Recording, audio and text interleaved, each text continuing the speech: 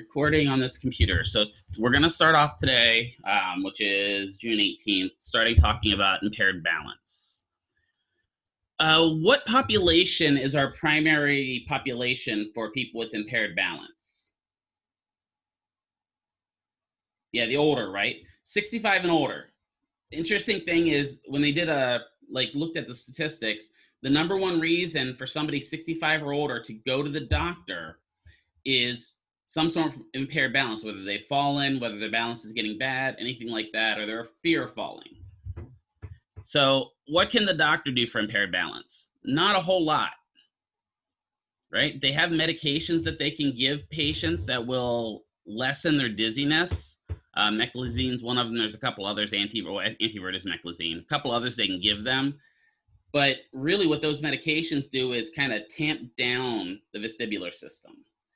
So it's not always the best to go to the doctor for that. That's why we are kind of the key point. And I say we, meaning PT, OT, and everyone else in the rehab department. We're kind of key for patients to get a really good sense of their balance. What types of systems in our body goes into providing feedback for our balance?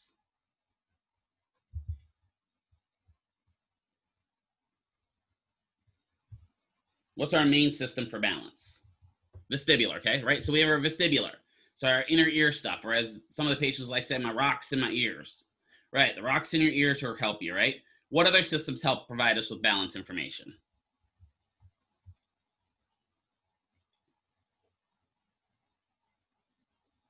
Okay, cochlear is part of it, right? A little bit of listening, good, because honestly, and I usually loop those together and just say it's the total vestibular cochlear area. Visual, good, right? You can know this if you go out on a Friday night a little bit when we used to go out and you get a little tipsy and you're looking across the bar and everything looking wise is nice and even. But for some reason, your inner ear is telling you it's going like this. Bop, bop, bop, right? And then somatosensory, right? Yeah, so basically our sense of touch and kind of visual idea or visceral idea of where our body is in space. All those come into play. And they even say now, I can't stand up to use bathrooms. That can be bad, yeah. Even now, they're starting to see that even smell has a little bit to go into sense of balance, because they're starting to see that smell comes into play to a couple different disorders, specifically like Alzheimer's and Parkinson's, that there's something tied to that olfactory sense that might be tied to balance as well. All right, so we're going to go through some key terms with balance and stuff like that. We're going to talk about center of mass, center of gravity, momentum, base of support, our limits of stability, and ground reaction forces, right? So all those terms are going to be key to what we're talking about through this whole thing, right? So center of mass. Center of mass is where our body has the evenly split the body. That's our center where our largest amount of body weight passes through. So the largest amount of that vertical gravity line passes through. The center of mass is usually slightly above the center of gravity. So usually say center of mass is about the navel level, whereas center of gravity is at about S2. And that kind of makes sense because you want that center of mass to be kind of floating over our center of gravity so that you've got balance. Momentum, of course, is that term that we use for getting stuff going, right? Right now, it's morning. I don't have a lot of momentum going at all. That's why I've got my momentum generator here. It'll get the momentum in my brain started. Momentum is that ability to start and stop, right? That's acceleration. Because remember, in physics, I talked about accelerations for somebody in physics is both speeding up and slowing down, even though we think of slowing down as deceleration. Base of support is what provides us with that contact with the ground. That's where those ground reaction forces at the bottom are going to react with us, right? So when we are pushing down because of gravity, ground is pushing up at us to provide us with that ground reaction force so we stay where we are. Think of something like quicksand. The ground reaction force in quicksand is a lot less than your average concrete and stuff like that, obviously. So therefore, when our base of support hits quicksand, and the force of gravity is pulling us down, the ground reaction force from the quicksand is not enough to push us back up, so we start sinking, right? Or even like think of the water. If you jump into a pool and you're in a 10-foot section, you're not going to have a ground reaction force until if you're lucky enough to get down to the bottom. And then limits of stability. Limits of stability are where we are at our outsides of our balance, right? When you reach outside the body, that you're going to be testing your limits of stability. So limits of stability come into play a lot with older folks because their limits of stability can be very small. So what controls our balance? Well, sensory control. We have our visual, we have somatosensory, vestibular, and then our brain kind of organizes it. What part of the brain is responsible for a lot of our balance?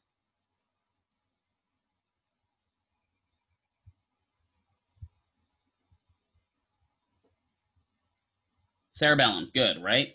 And the cerebrum. Now the cerebellum does most of the defining parts, right? But the cerebrum enacts that plan. So we can have ataxic and apraxic parts of balance again. So balance is important. It kind of gets most of the feedback system happens in the cerebellum, and then gets processed to the cerebrum for understanding it. So have you guys talked about kind of feed forward loops and stuff like that in anatomy? A little bit. I know I heard him mention it the one lecture when I was sitting in. Where you got to feed forward and feedback loops. Oh yeah, that type of stuff, right? Because our balance pretty much is a feed forward open loop. When we're moving around, even when I'm sitting here in this chair, which for the most part is stable, for the most part, right? It does rock back and forth a little bit. For the most part, this chair is stable, but I'm constantly getting a feed forward, this open loop giving me feedback, letting me know where I am in space. If I lean off to this side, it tells me that if I don't come back to the center, I'm going to follow my chair. If I lean to this side, same idea.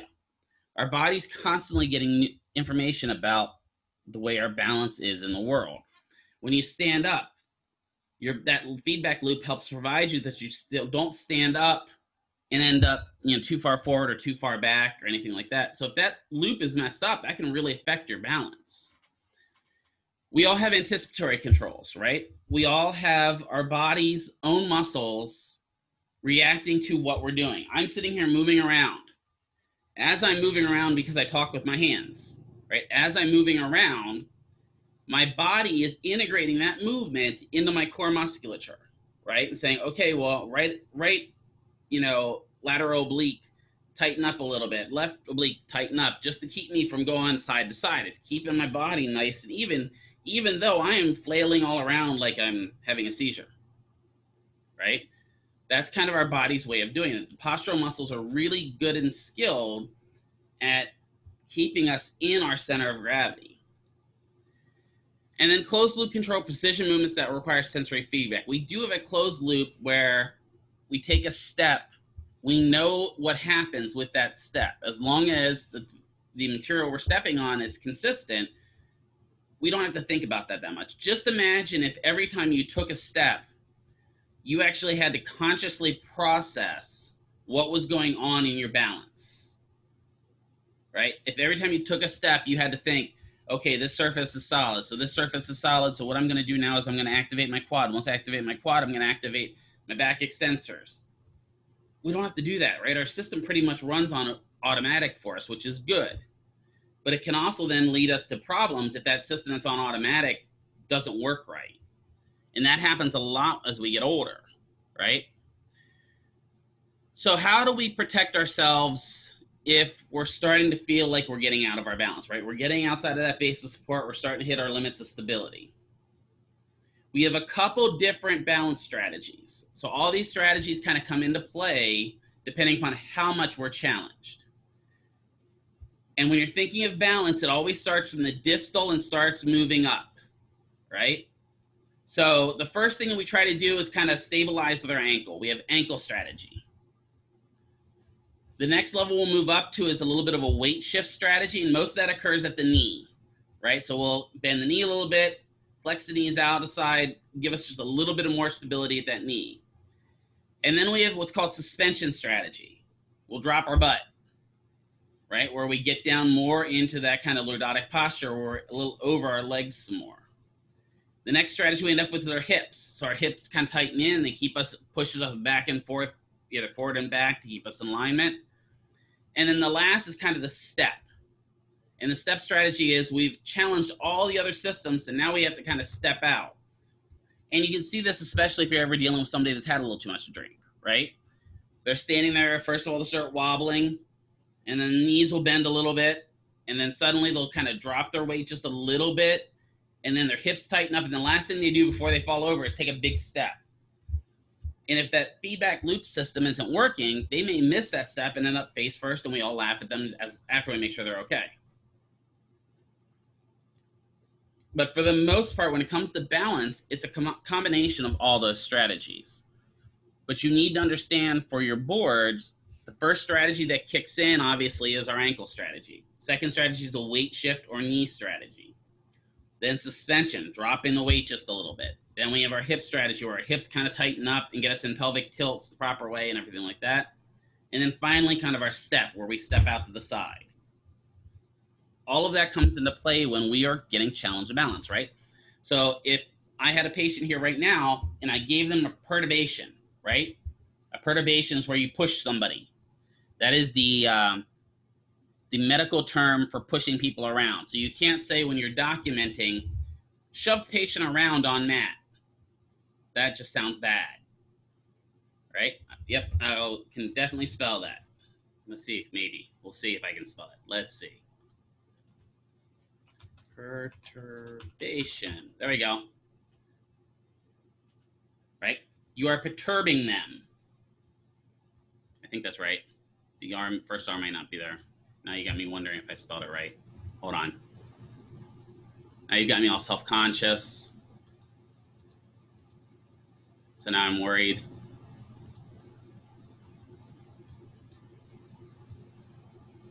Oh, that's right? Okay, good. See? I knew I was right all the time. Right? Perturbation is where we kind of push them around.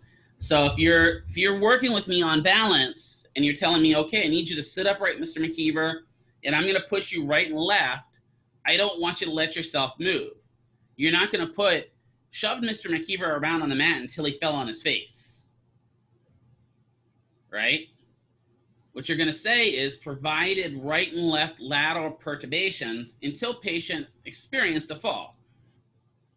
That's the clean way of putting it, instead of saying that you shoved me and I hit my face on the ground.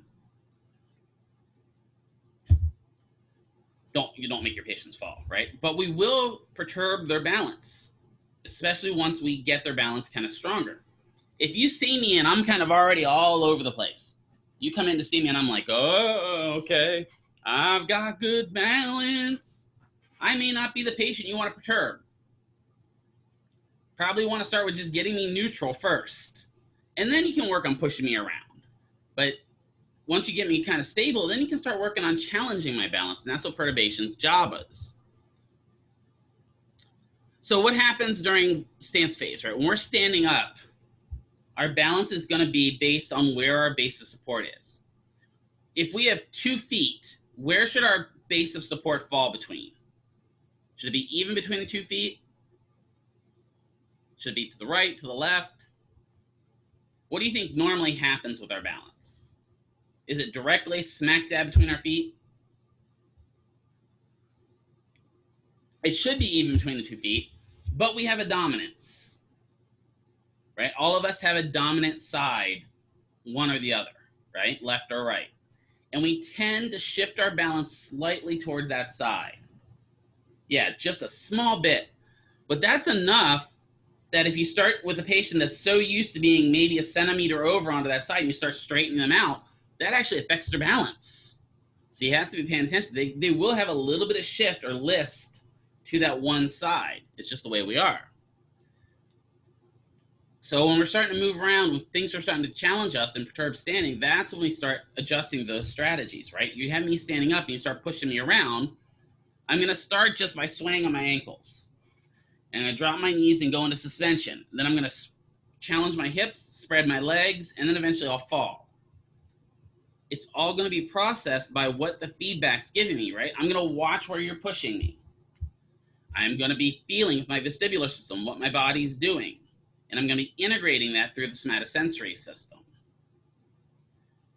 that all comes into play when we are working balance with the patient. You have to be constantly thinking, how is this affecting their overall balance?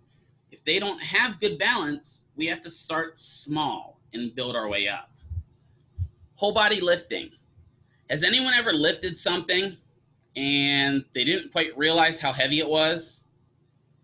And you get it started the way up, and all of a sudden your balance just goes, nope. Right? And you kind of lose your balance because your body wasn't quite ready for that. Or worse, you're carrying a box down the step. Step, step, step, and you miss that step. And now your center of gravity is way outside your balance. And you take a nosedive and you try to correct by doing a stepping strategy and everything like that. We typically anticipate weight and momentum. If we are lifting something, and you guys learned about this in Dr. Sokel's class, right? You want to keep whatever you're lifting as close to your center of gravity as possible, right? Bring it into your core. If you have a heavy box and you're reaching way out here with it, it's a lot harder to control than if you're reaching back here in the core. That is going to come into play with your patients because you are going to be transferring your patients. For some reason, especially if you're in the hospital, they think PT stands for patient transfers. And that'll be a lot of what you do on a daily basis, right? Is a lot of just transferring the patient from the bed to chair, chair to bed, bed to chair, chair to bed, bed to toilet, toilet to bed. It's going to come in heavily when, especially in the inpatient setting, which is why a lot of times when I've taught previously, I've taught the transfers portion, I taught the balance, or not balance, but the lifting portion.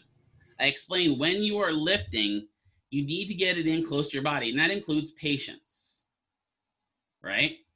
When you are moving patients, you need to be hugging them. You need to be all up in their business because you need the ability to have them as close to your center of gravity as possible. I a lot of times will tell patients, specifically the little old ladies, will be like, okay, we're going to dance together. And I get in as much as I can so they're in against my chest so that as I'm moving them, if they have a loss of balance, I can correct with my own balance system. But you really need to be in on that patient, hugging them as tight as possible, right? Because the biggest mistake I see new grads and also students make is they're transferring patients, their arms are locked. Okay, we're going to stand up. If your arms are way out here and they have a little bit of loss of balance, guess who else is falling? You are, right? And then we've got 2 people down in the ER for a concussion. So the more you can get yourself in on the patient, the better off you are. I'll speak from experience with that, not only with my neck, but about 4 years ago, I think it was, I was working with a patient at a rehab facility here in town who was a TBI. And he was a little bit agitated. He was a little bit confused, but for the most part, he was really good. And I took him up to the gym, which was a mistake. Should have just seen him in his room, but I wanted to walk him in the parallel bars. So we got up. He was standing really good. Everything was going great. And for that split second, I took my attention off of him. And I kind of relaxed how close I was to him. At that given moment, he got mad about somebody else in the gym because he thought that they had stolen his cookies, and he backhanded me. Now, I had to hold him. I was already outside my base of support. As soon as he backhanded me, I literally did a flip over the parallel bars. And so now my patient's standing by himself. I'm on the ground going, ow, that hurt. All because I lost that momentary lapse of just concentration. So when you're working with patients, I hate to say it, you have to have that concentration has to be full, right? I ended up straining my back when I did that, which was loads of fun because that was when I found out there was no light duty in PT, and they sent me down to medical records, and I never ever want to go to medical records again. That was not fun, right? So you have to be in on your patient. When I've got a gait belt on a patient, my hands on the gait belt aren't out to the sides. Most of the time, they're in the back of the patient. Because that way they're in hugging tight to me, right? I make sure they are hugging me if they can. I want as close to my patient as possible. That is part of because of my neurotraining, because in all the neurotraining I've had, it's one of the things they stress is patients like human contact. even if you're transferring them. It makes them feel safe, right? Think about those of you that have significant others, and your significant other walks up and gives you a nice close hug and how safe you feel, right? Oh, that feels nice. Well, you want your patients to feel just that safe. You may not want them to feel that same way, but you definitely want them to feel that safe, right? So you're going to work with them as close as possible so when you're transferring them, they don't fall. Instructions, right? What are we supposed to lift with? Yeah, hug me, exactly, right? Hug me, whatever I want. What are some common lifting instructions we want to give? Lift with your, not with your,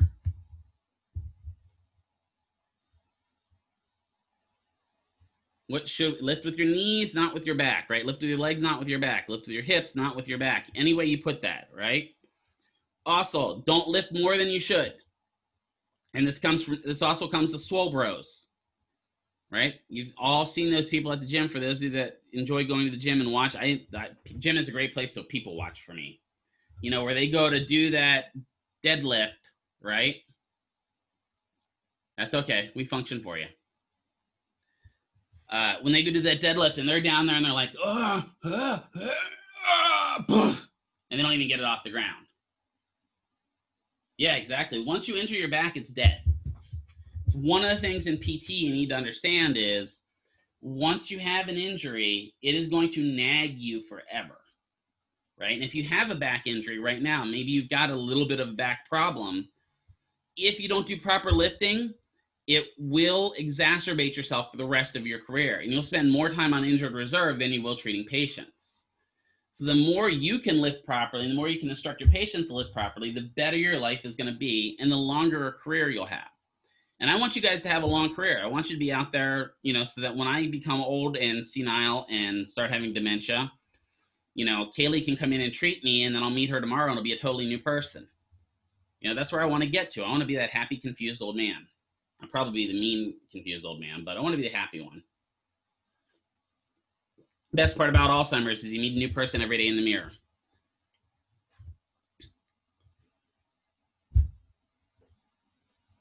Yeah, that's amazing how silly things like that. I'm a big idiot that I always forget when I wax my floors. And it's guaranteed I wax my kitchen floors or whatever, and then I walk out in socks. And almost every time I'm on my butt. Like, God darn it. Forgot to wax those floors. I used to love doing that to my cat. That was the fun part. Wax the floors and then toss their cat toy out on the floor. And watch them go scrambling. So balance and unperturbed gait when they're not being pushed around. When we are walking, what is our max vertical distance that we change our pelvis? How high and low does the pelvis go? 2 inches, good. And laterally it is? How far laterally? 2 inches, good. It's almost like we learned that in another lesson, right? So even that 2 inches up, 2 inches to the side is going to affect our balance, right? As we go around and kind of walk, right? As we're moving around. Now so during that time period, our body's got to adjust the whole time. So what's going to happen? We're going to get feedback, right? We're going to get feedback from our body. It's going to go up to our brain.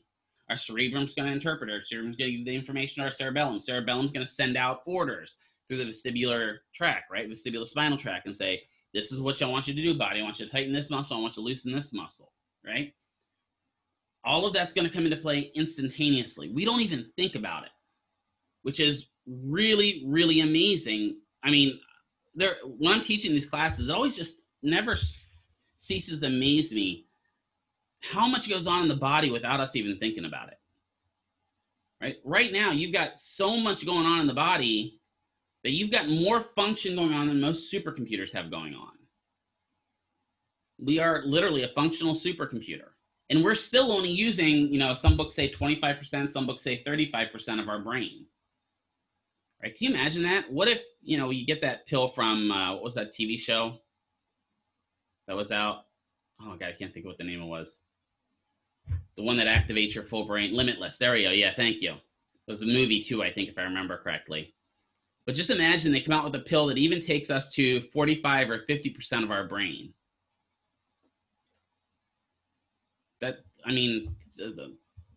the human body is just amazing to me. It just, the things we do. So what's going to provide impaired balance? Well, sensory input impairments. What do you think the number one medical condition that affects patients' balance is? You'll be surprised. Okay, medications is one. Yeah, it's not, but I'm technically talking what type of medical condition might they be taking medications for? What's one of the big things we're worried about with most of our patients? High blood pressure, diabetes. Yeah, related to the heart rate. Diabetes is the major one, right? Why would diabetes affect our balance? What's a common condition patients get from diabetes? Neuropathy, right? What type of neuropathy do they get? Do you guys know what the type of neuropathy they get is called?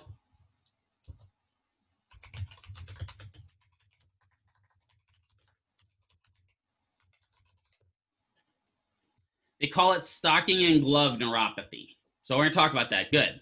See, that's why I like you guys asking questions. So stocking and glove neuropathy is pretty common with patients with diabetes. So neuropathy, what is neuropathy? Neuropathy is a pathology of the nerves. A lot of times patients will say, it's got that pins and needles going on, right? What is pins and needles in your nerves? Why do you get that pins and needles feeling? Like right now, I just had to move my foot because I was sitting on it and I got pins and needles. That wasn't neuropathy. That was I pinched off my nerve. But it technically is a neuropathy. Why do you get that pins and needles? What is that?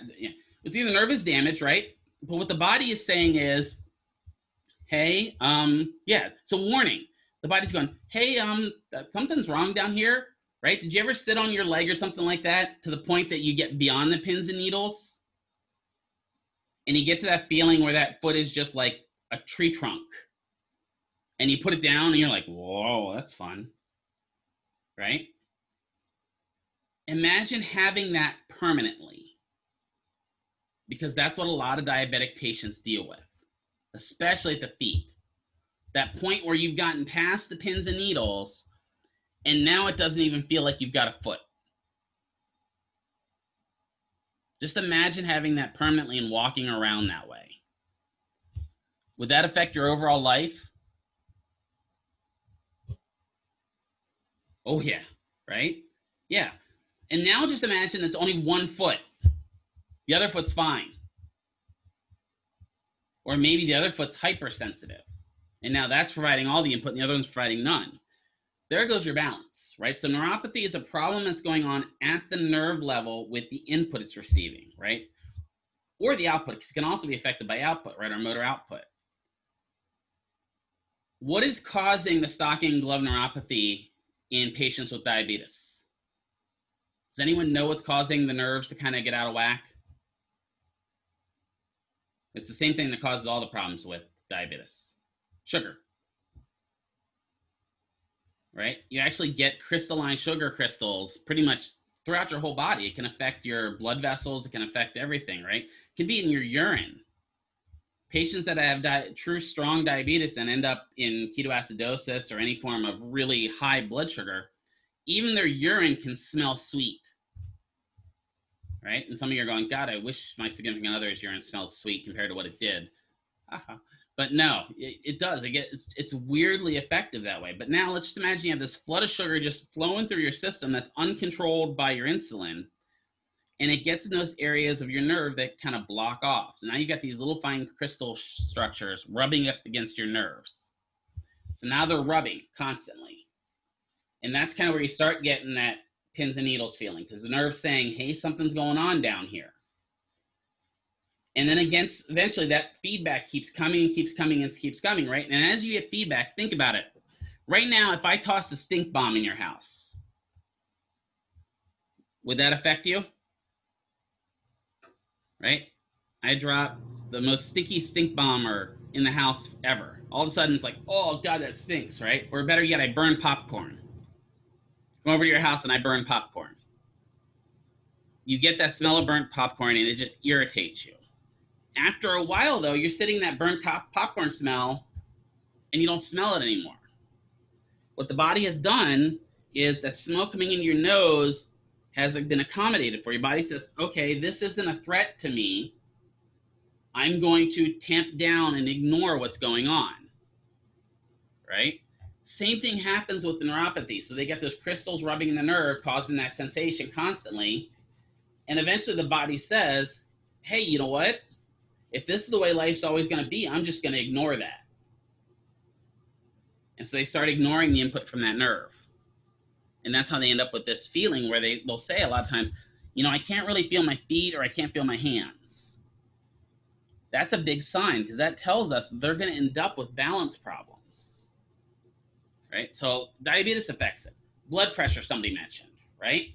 Either high or low blood pressure can affect balance, right? Because you can end up with a condition called orthostatic hypotension. What is orthostatic hypotension? Yeah, fainting when you stand up. Fainting's part of it, right? It's a sudden drop in blood pressure, right? We are actually going to use that in a condition coming up where we talk about something called autonomic dysreflexia. But anytime that you change your vertical position and you stand up, you lower your blood pressure slightly, even for a small period of time, right? So if you lay down and you sit up, your blood pressure will drop slightly, right? Yeah, it's kind of scary, isn't it? Like the world goes black. So when you stand up, when you sit up, the blood pressure changes. Some of you get that in the morning. Do you ever get that when you sit up in bed and you're like, woo, hey, what's going on here, right? That's orthostatic hypotension. It's blood pressure suddenly dropping a little bit. How many millimeters of mercury does it take to cause an effect on you? Does anyone know?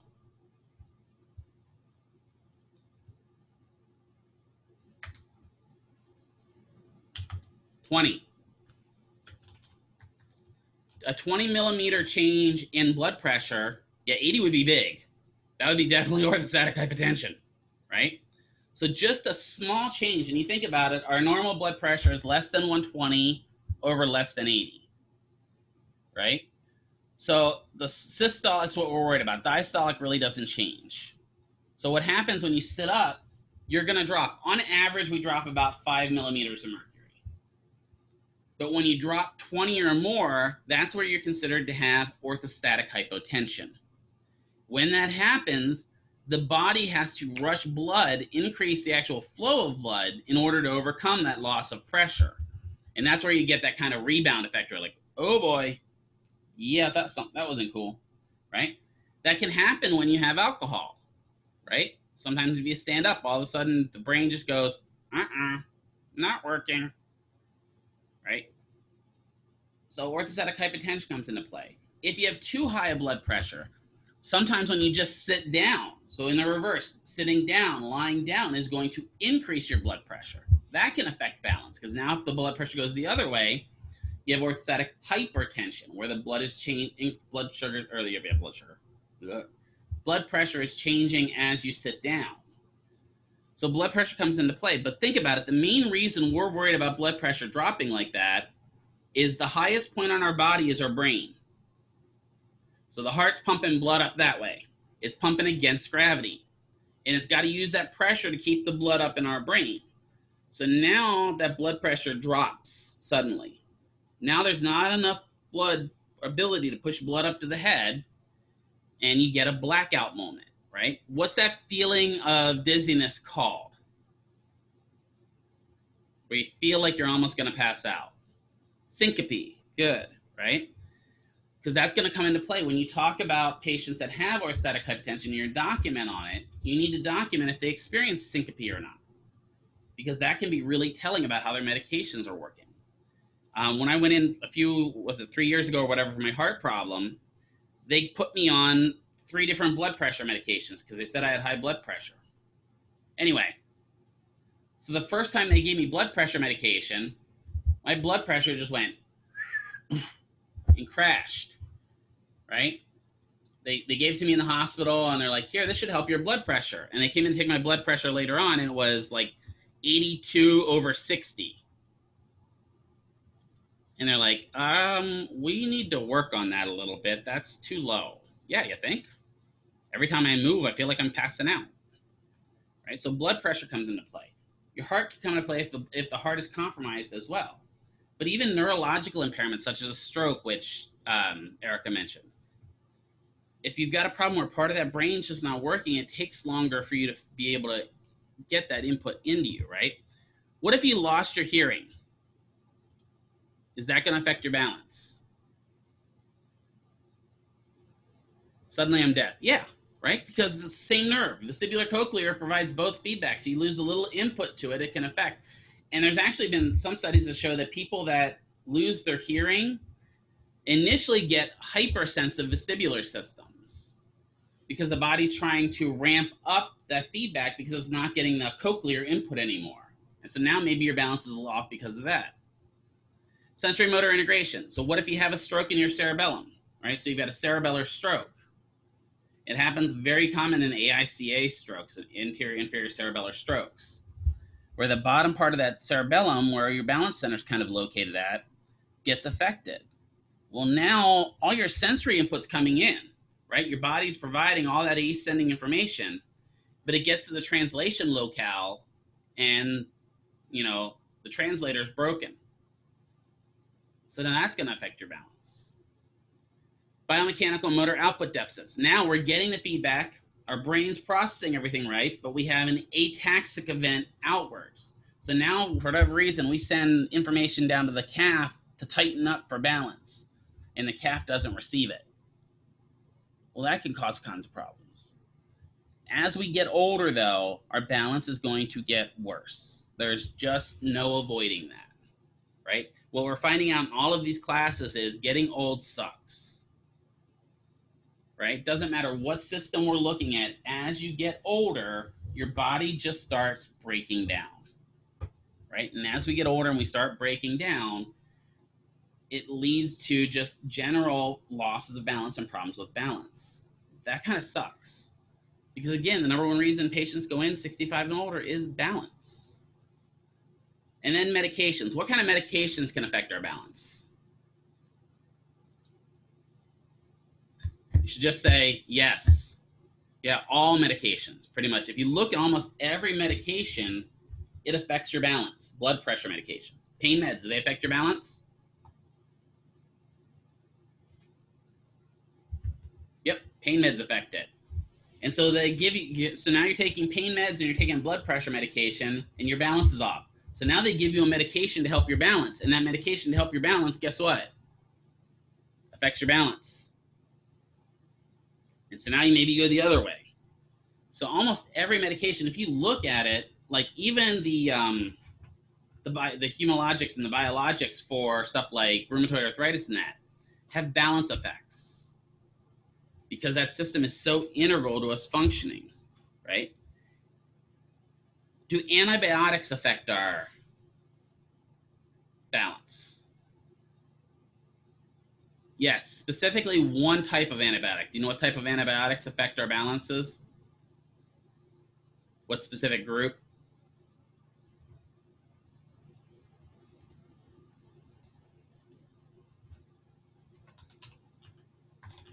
The myosins, right? The myosins are the ones that affect our group. Has anyone ever taken any of these before? Like erythromycin, gentamicin. I'm drawing a blank on other myosins right now, but those are the two main ones you encounter, right? What type of patient typically takes this type of antibiotic? Does anyone know? This is getting a little into the pharmacology side of it. A sick one, good. Yeah, somebody's got a bacterial infection, good. What are they usually allergic to?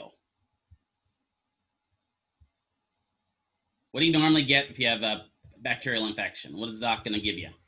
Penicillin or amoxicillin. Yeah, the cillins, right? So our two main defenses against bacteria, right? Is it IAM? I think it's no, it's just AM. Our myosins and our cillins, right? And both of them are strands of mold, right? My even kind of indicates in it, right? Myofungal. But so if you're allergic to penicillin, they're going to give you the mycins. But the problem with the mycins is they're extremely, extremely, extremely autotoxic.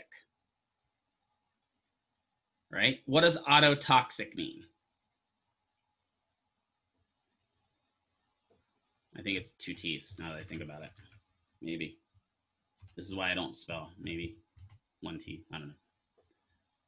Ear toxic. Good, right? Auto is our otology, right? Our ability to hear. So ear toxic, especially gentamicin. Gentamicin is actually, it's really, really potent antibiotic, but they know that it kills our vestibular system.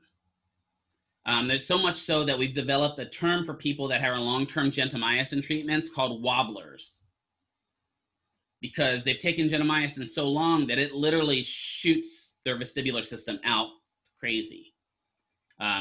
It's really, really, really wild to see, because at that point, their vestibular system's gone. They have no ability to process balance in the inner ear. That's just sad, right?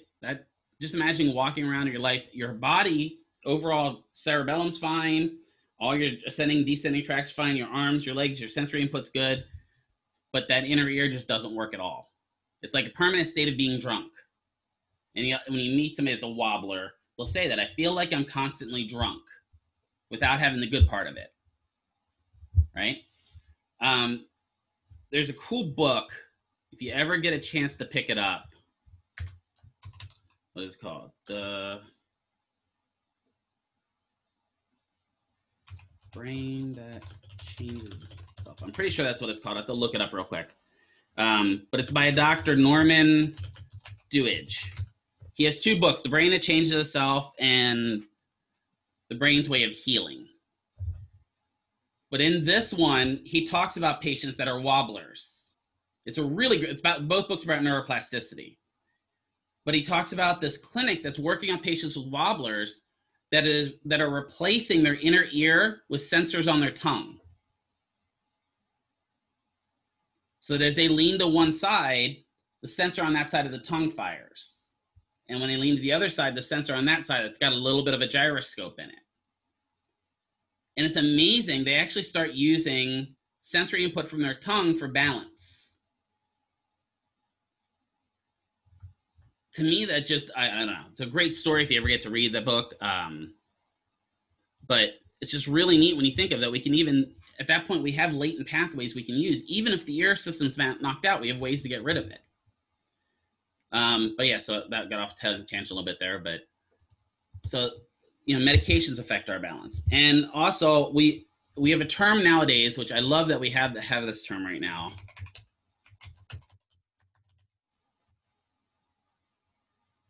Yeah, dogs have it. Yeah, why do you think dogs have it? Because dogs can't tell us when they're taking too much antibiotic, right? They can't. Humans at least can start telling us when they're starting to have problems. Dogs just start, weebles wobble, and they don't fall down. But we have this term we've now come up with called polypharma, right? Polypharma means that most of our patients are on more than one medication.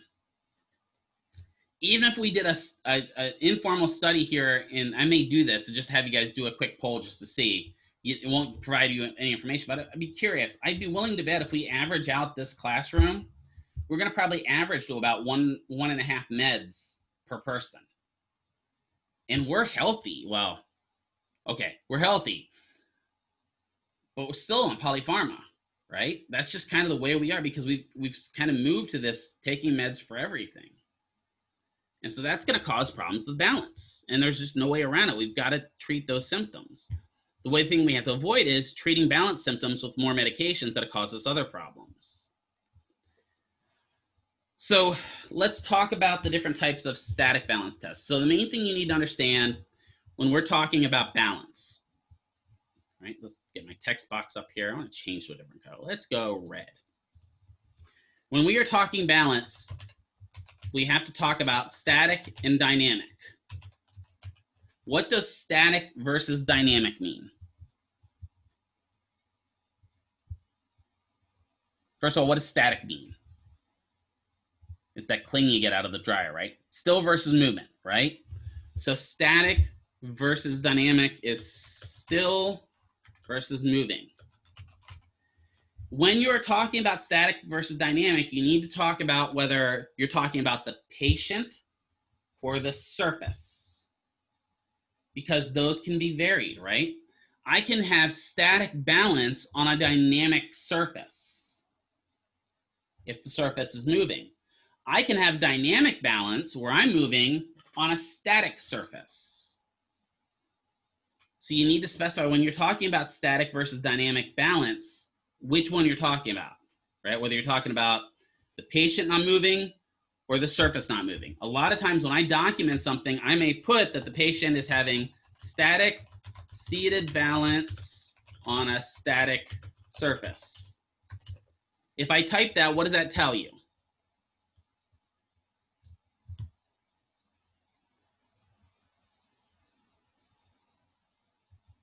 What does static seated balance on a static surface mean? The patient's on a still surface and the patient is trying to stay not moving, right? This actually probably is not a very good static surface that I'm on right now, right? Because it's definitely kind of mobile. But I mean, it's more static than anything. My desk would be a good static surface. It's not going to move if I sit on it. Well, it might break, but. So you have to talk about this. The other thing you have to talk about,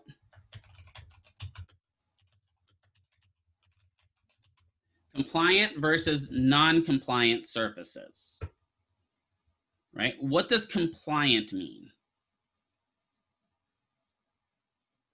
If I say you guys are compliant this morning,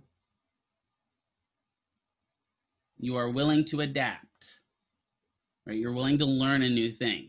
If you'd be non-compliant, you'd be sitting here going, I ain't learning nothing, Mr. McKeever. Forget you. I don't care about what you're talking about, right? On surfaces, a compliant surface is one that is going to kind of adjust based upon the patient's foot. A Airex pad, which are those foam pads, right, would be a good example of a compliant surface. Non-compliant would be one that doesn't move, doesn't adjust to the patient's foot. What would be an excellent example of a non-compliant surface?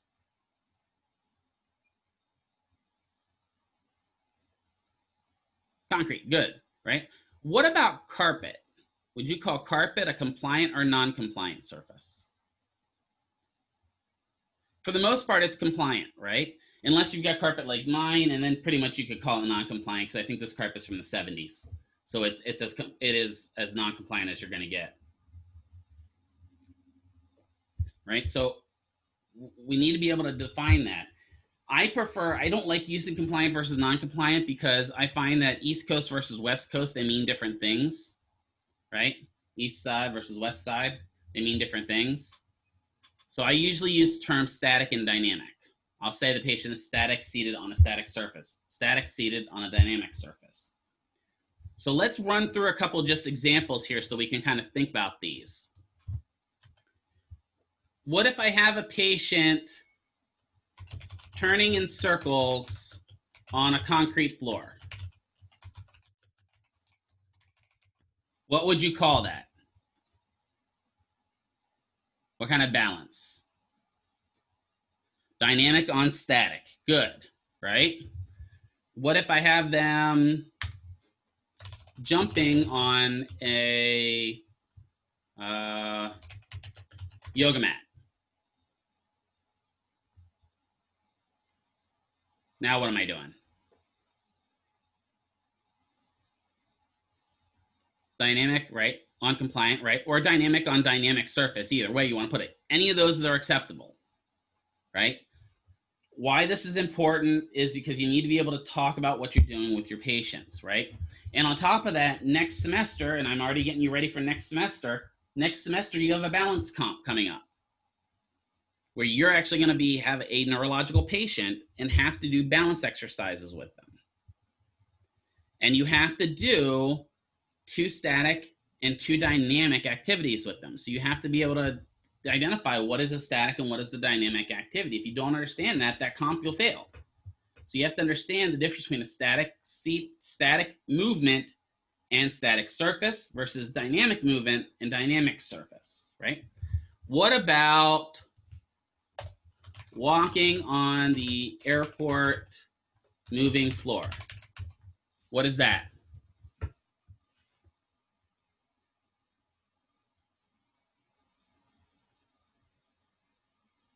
Dynamic on dynamic. Good, right? And that you can see a lot of times. Anyone ever sit there and watch people on that when they get off the end? Do you ever see people almost fall face first, right? Some of you might go, yep, me, right? What it is your body now, think about it. Say you're walking along at 3.5 miles an hour. You're at a nice pace, right? And now you get on that runway or that walkway, and those walkways go at about 3 miles an hour. So now your brain has interpreted your acceleration as going over 6 miles an hour. And then all of a sudden, you're back to 3.5 in an instant. It's terrifying, isn't it? Right? Old people should not be allowed to get on one of those. They need to walk anyway. I have a bit of a vestibular issue from all my concussions, and I actually avoid those walkways because I look like I'm drunk when I'm getting off of them, and I actually want to get on my airplane, right?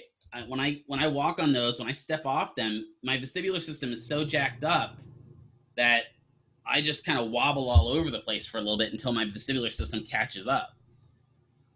When we do vestibular testing with that balance stuff next semester, I'll actually let some of you guys run vestibular testing on me, and you'll be able to see that I have a slight right list. I tend to kind of shift over to the right, and that kind of throws my balance all off. You know, it's what happens when you get cracked in the head multiple times. So how could you test a patient's static sitting? What could you have them do? What would you tell a patient? You wanted to test their static sitting. What would you say?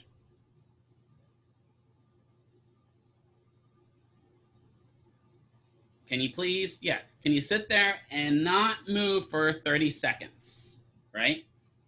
This is where we start talking about different ways to document. A lot of times, the major difference between a balance exercise and Therex is Therex is typically sets and reps, whereas balance is typically sets and time. Because balance activities, you can actually bill as Therex. Theoretically, it is still therapeutic exercise, right? And this is where a lot of clinics, this is where we start getting the nuances of billing. A lot of clinics will just bill Therex for everything. But they're missing out because balance is classified under neuromuscular reeducation, right? Or neuro-re-ed. And that reimburses at a higher rate. Sometimes 3 to 5 times higher than just a regular Therex activity. For example, the average reimbursement right now for 1 unit, so 15 minutes of Therex, is about $18. The average reimbursement for neuro-re-ed is about $32. That's a $14 difference. Now let's take and say you do that times 10 patients in a day. That's a significant chunk of change for your clinic. Right now you do that 10 patients a day times 52 days or 365 days a year or something like that. You've made significant money for your clinic just by knowing the difference between a balance activity and just regular Therex, right? So you need to understand, usually we'll say, patients sat seated 3 times 30 seconds, meaning they're sitting there 3 times, 30 seconds, and didn't move. Dynamic balance tests. There's all kinds of dynamic balance tests we'll walk through. There's the best, just a ton of them that we go through. The easiest thing you can do to test patients' dynamic balance is do sit to stands, right? Where you just have them stand up and sit down and stand up and sit down and stand up and sit down and see what their balance looks like doing it.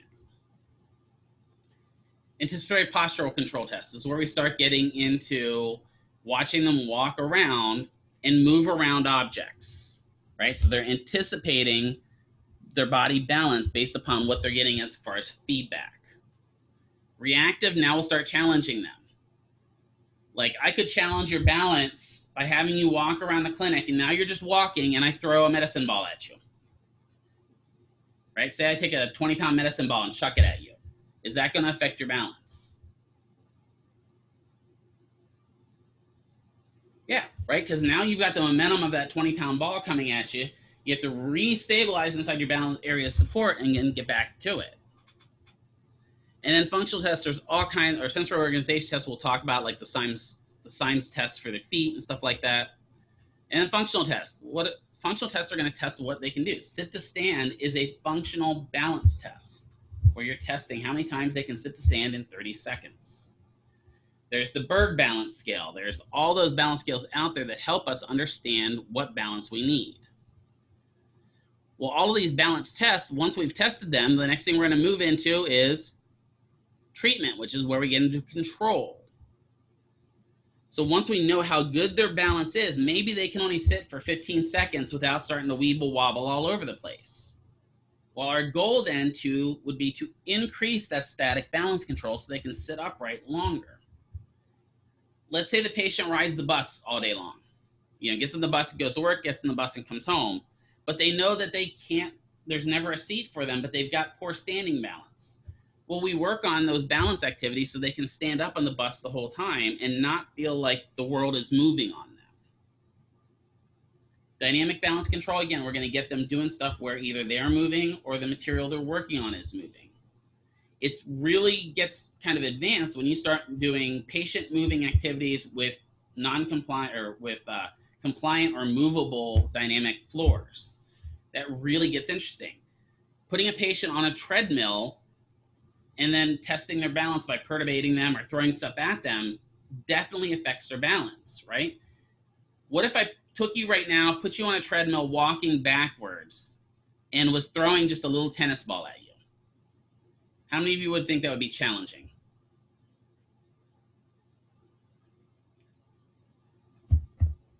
Yeah, it is, right? It's something really, even if I just put the walking backwards at 1 mile an hour,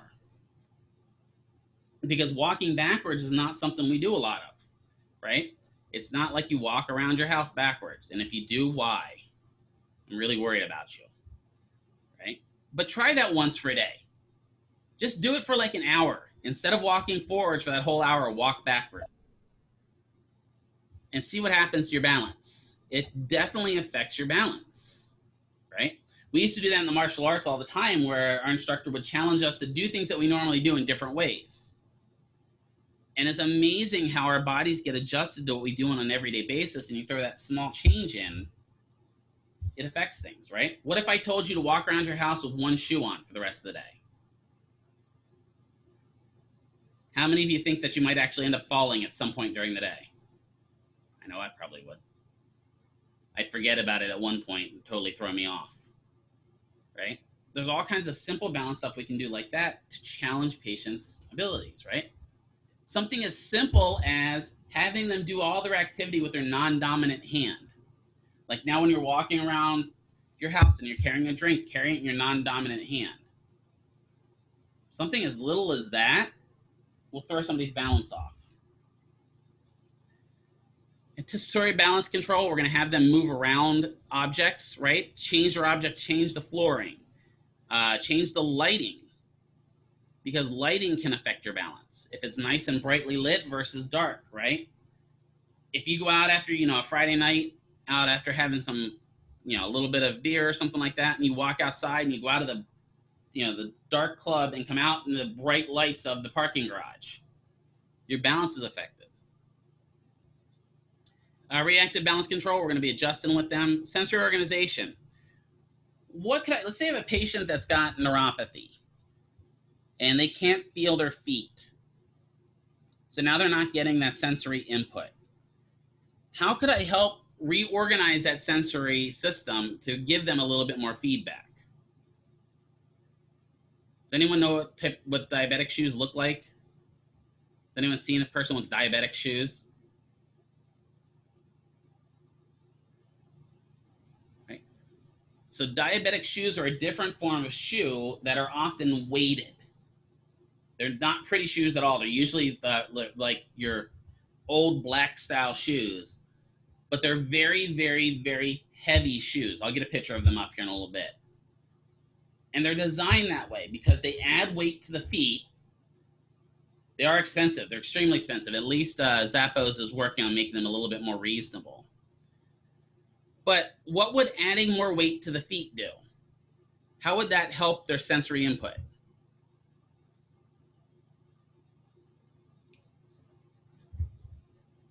How would just adding some weight to the feet? Well, it's going to challenge it. Yeah, that's part of it. That can throw it off too, right? But now think about it. Now when you step down, right? Now you step down, you've got that extra weight. You're going to transfer more of that ground reaction force up into the knee. And now they're going to start using their knee instead of their ankle for input on balance. And it's going to transfer a little bit more up to the hip so they can use their hip to determine more input on balance. And eventually it'll actually make their back sore too. But if you ask the patient, does these shoes make your back a little sore? Yeah, but I'd rather have my back sore than lose my balance constantly, right? And also that weight kind of gives them auditory feedback too. They step down, you can hear people with diabetic shoes. It's definitely making a loud noise. And so that gives them a little bit of auditory feedback as well to let them know that their feet are down or their feet are moving. Balance during functional activities. We do this all the time, especially with athletes, right? If you work with a wide receiver, and so wide receivers are people that play football, just to let you know. That's supposed to be funny. It wasn't as funny. It's more funny in my head.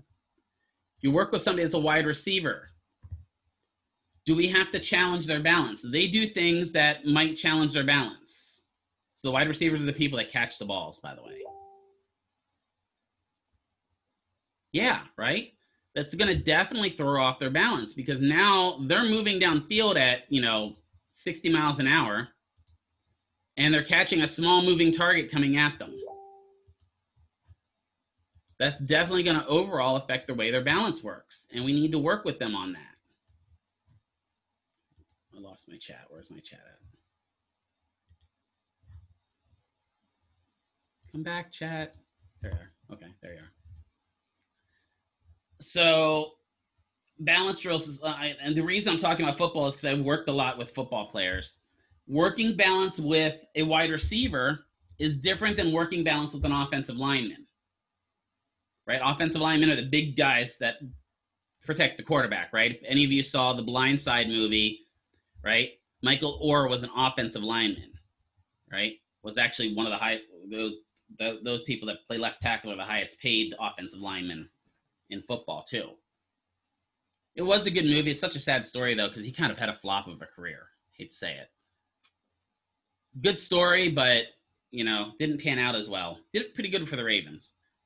But think about it. So you got a wide receiver that's pretty much upright the whole time, running down the field and catching things. An offensive lineman often has to go from a three-point stance where their fingers are on the ground to quick burst forward to push people off the line. That's a different balance technique, right? Thinking of the martial arts. If I've got somebody and I'm I'm working with somebody with balance in the martial arts that is primarily a hand fighter versus a kicker, those balance skills are totally different, right? If you're primarily an upper body boxer, yeah, you have to worry about your legs, but if you take somebody that's a traditional boxer and move them into the martial arts, they get really confused really quick because they're not used to having to worry about maybe being on one leg at one time. So all those stuff comes into play when you're dealing with athletes. But it's also going to come into play, when you're dealing with little old Millie. You ask little Millie, what do you have most problem with? Well, when I get up to get my dinner and I'm carrying my food back to the table, I just can't do it. I'm constantly off balance. Okay, so let's look at how she's doing it and how we can make a balance during that functional activity better for them. Safety during gait, locomotion, or balance. Here's the thing. ABGB. ABGB. Does anyone know what that stands for?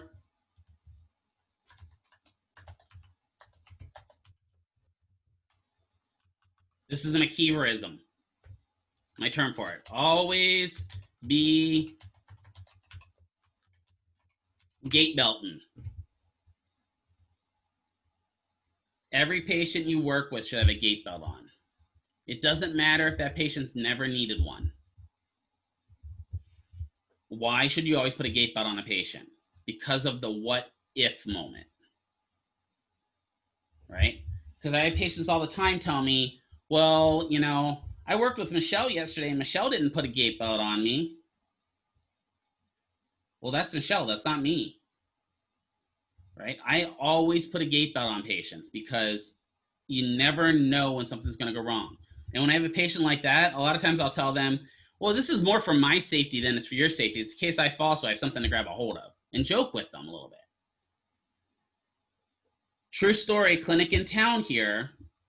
There was a 12-year-old girl that was working in one of the clinics I was working at. 12-year-old girl with pretty bad advanced CP.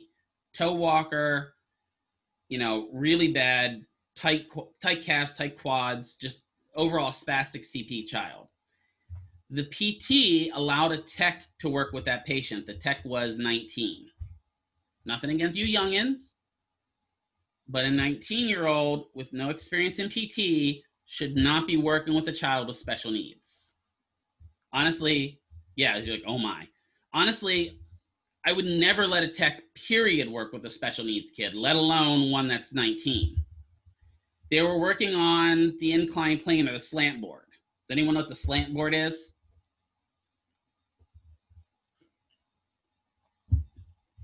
So a slant board is the one that goes like this, right? It slants. So patient stands there. Oh, that's not, I want to erase that one. So here's the patient's leg. There's the heel. There's her toesies, right? What position is that going to put the foot into if they want to be upright? Because they're going to have to be up like this, right? That's going to push the patient into dorsiflexion, right? So if we've got a tight calf, the slant board's really good to help do a passive stretch of those calves. Didn't put a gait belt on this child and was working, throwing a ball back and forth with the child on the slant board. One time throws the ball slightly out of the base of support, and the child reaches out for it out here, and guess what happens? Yep. Kid starts falling that way, extends their arms out. And what's that fracture they're going to get?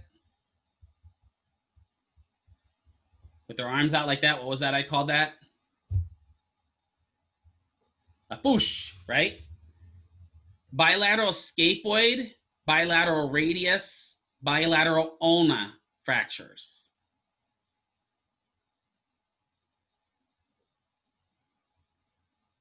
Think about that for a second. Both scaphoids, right? Getting angrier by the minute. Exactly. So who is responsible for that kid getting injured? Yes, 100%. Absolutely. Guess who the PT blamed for it? The tech. And fired the tech. And went to the parent and said, well, this tech was inexperienced. She probably shouldn't have been working with that child anyway, and the tech should have known they shouldn't have worked with that child. You're the one that told her to. Right? So the kid had to have like 5 surgeries to repair the broken bones, and then we had to receive the kid for broken bones.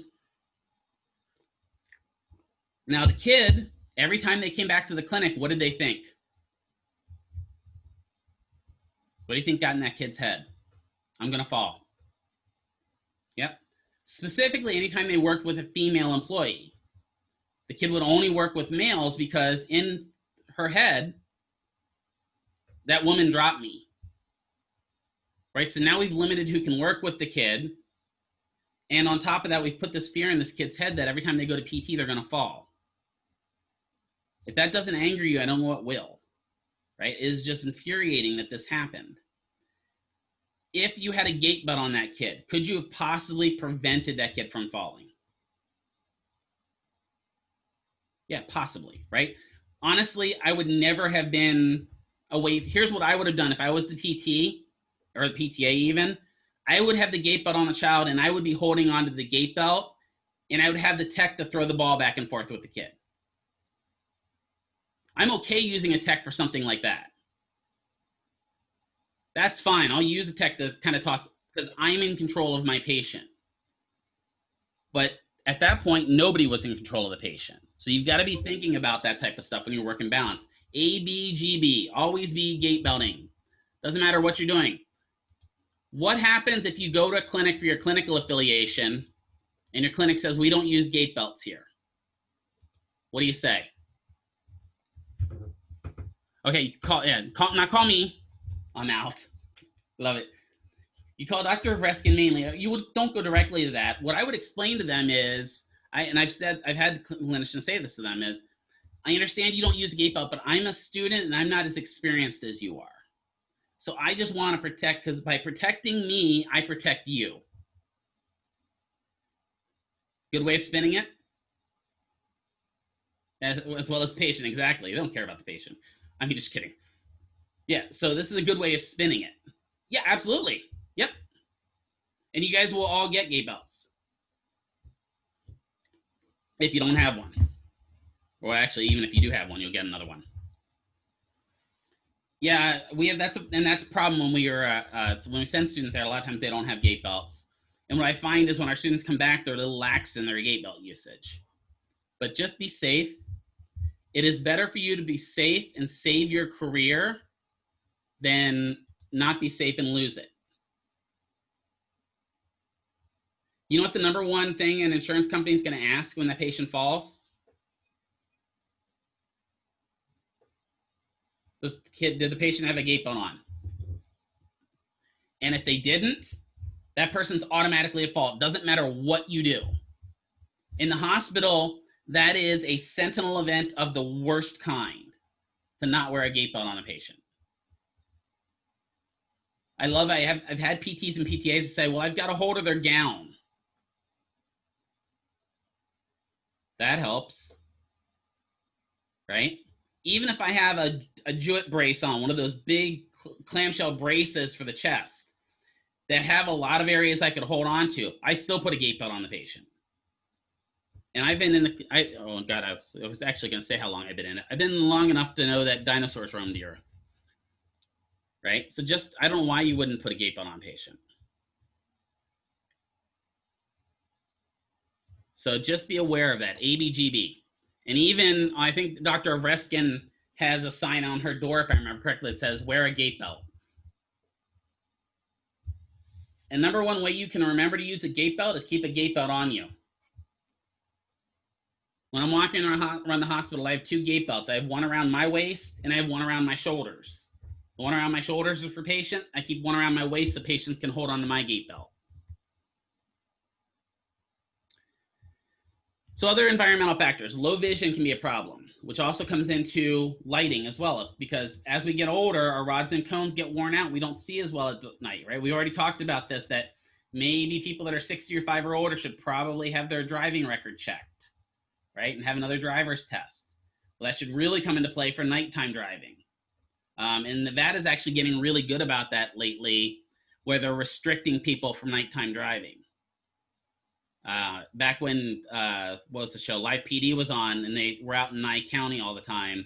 There's all kinds of people they'd be pulling over, coming back from, the casino or coming back from Prim that weren't supposed to be out at night driving because, Pahrump down that way just has so many people that drive really bad. I'm just saying. Sensory loss and medications, we have to all understand that. What if you don't know what a patient's medications do to them? How could you find out? Yeah, research, right? Dr. Google is your friend, right? Or get a physician's desk reference. I keep one of those on me, the physician desk reference to medications. I think it's on the phone now too, if you want something like that. Pills.com is another good one that kind of tells you about the pills. Pills.com is actually pretty cool because not only can it tell you what the pills do, but you literally can take a pill, describe it to pills.com, and it'll tell you what the pill is. The police use that frequently. That you can put in that it's round, pink, and has a 3 on it, and it'll tell you what the likely pill is.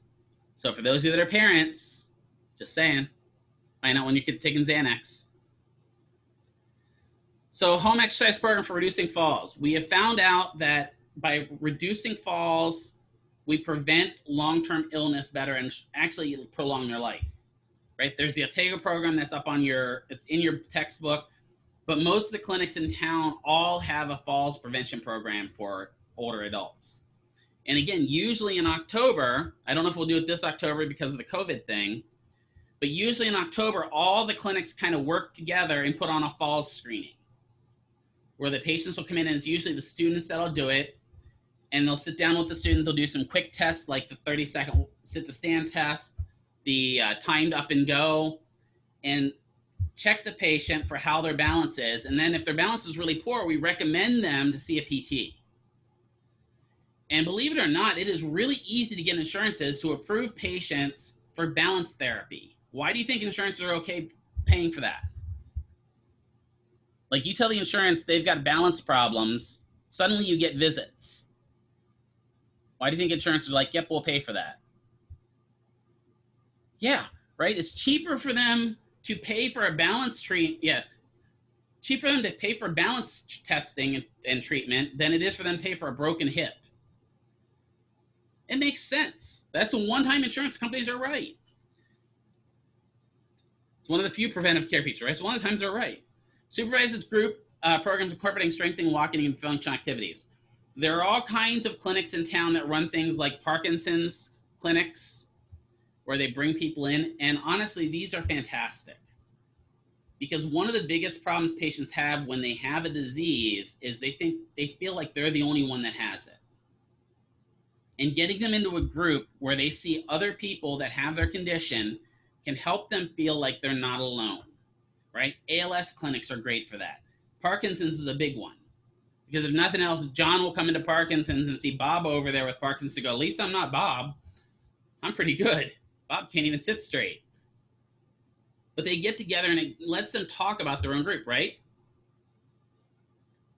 This is kind of the theory behind Alcoholics and Narcotics Anonymous, right? Is the fact that, if you get together with people that have like problems, it makes you feel like you're not alone.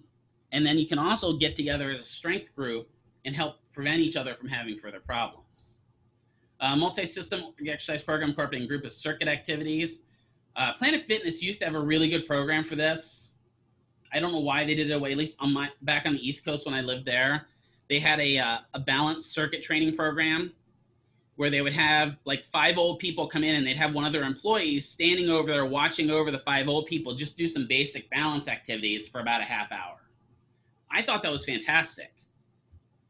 I think more clinics should do that. Charge, I don't know, $20 a month for the patients to come in twice a month for a balance activity, right? It can prevent us. Tai Chi is fantastic for balance problems. Why is Tai Chi so good and it's easy for patients to do? And I'm not talking about like, Tai Chi, like tea. It's slow and relaxing, right? It's very languid and slow movements, right? That allow them to incorporate movements outside their body, right? That will give them challenges to their balance, but not so much that, they're kicking and stuff like that. It is very relaxing. It's used a lot in SNFs, right? Yeah, if you have background in teaching Tai Chi, they love you at SNFs. And actually, the old people really love you too because it's fun for them. And here's the deal. Do I have to stand up to do Tai Chi? No. Right? I can be in a wheelchair and be practicing a lot of the movements as well. And it's amazing, right? It gives patients a feeling like, again, that they belong.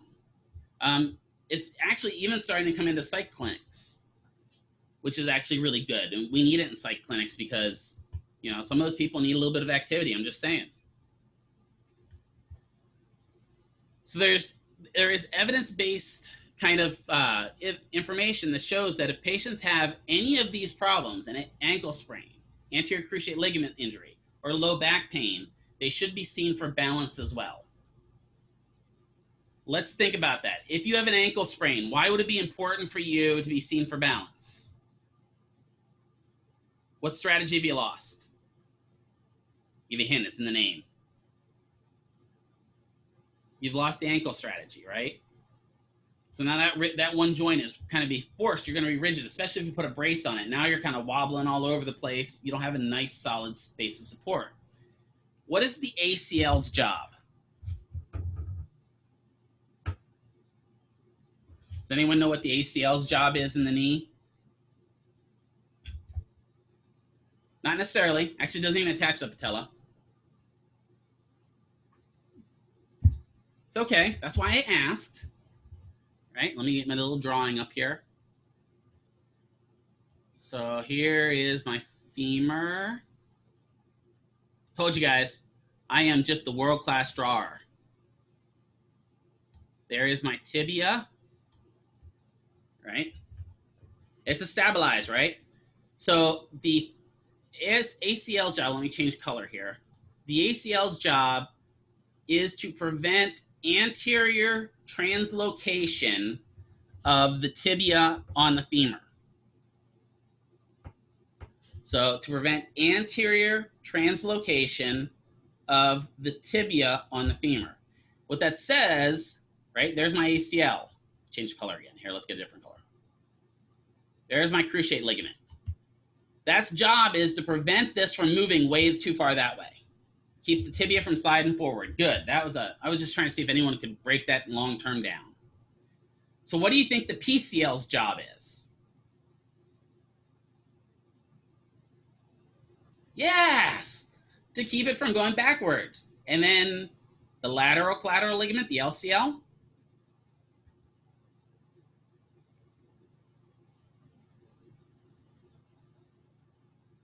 What do you think the lateral collateral ligament's job is? Yeah, to keep things from sliding sideways. And then the MCLs keep it from moving inward. That's what all those cruciate ligaments are. That's why we've got them. So we've got that. Here's our PCL. Over here, the dotted line, you got your LCL. And then you got your MCL. Right?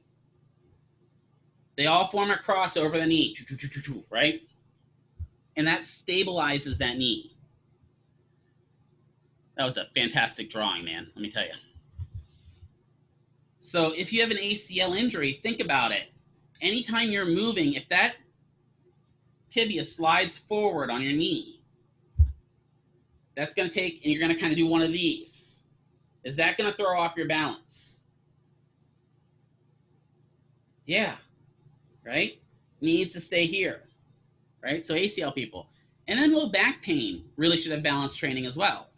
Because it's amazing what we find sometimes is that patients' low back pain is actually from things like gait and less than just having back pain. Right? Sometimes we get them the right shoes, and guess what happens to their back pain? It goes away. Because they're now wearing shoes that are actually designed for the way they walk.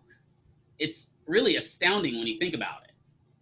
Right? That we can do something as simple as giving them a nice pair of Asics, right? I was guilty of this, I'm going to openly admit, all through my, up till I was in PTA school. I was the type of person, I bought my shoes at the Reebok outlet in the back corner in the 2 for $19.99 section. Those are the shoes I wore. And then we're in PT and they assessed me like, they're a supinator. You should be wearing a shoe that does lateral support, blah, blah, blah, blah, blah. So the first couple of months of wearing a really expensive shoe, number one, I hated paying that price for them. But man, all of a sudden I'm like, my knees don't hurt as much. My back feels pretty good. And my balance was better. It's amazing. All right, so let me stop sharing there. So let's go ahead and take a 15-minute break here. I'm going to pause the recording. Okay, so we're going to start recording again. We're moving on from the actual lecture on to doing some lab stuff now. So we're going to continue our basic Therex type activities. So last we left our intrepid adventurers, we were doing about 4 exercises that were the setting exercises, that were kind of basic isometric exercises. And I just realized I forgot what I needed. Give me 1 second. Hold on.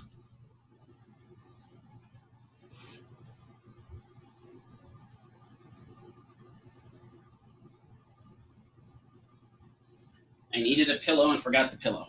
There we go. Now I got a pillow. Got some props. All right. So just to review the 4 exercises we already covered. So abdominal bracing. What was abdominal bracing? Do you remember? Just a brief kind of what it was. Belly button to spine, fat and skinny, good. All of that works. Glute sets, we are doing what?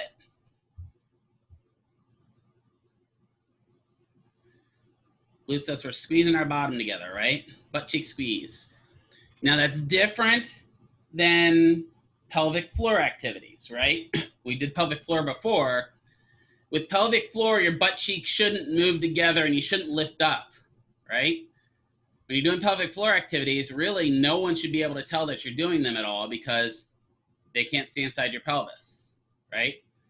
If you're doing this, you're not doing pelvic floor activities, right? Pelvic floor is in the actual pelvis, whereas glute sets are outside of it. Hamstrings, we're doing what? Hamstring sets.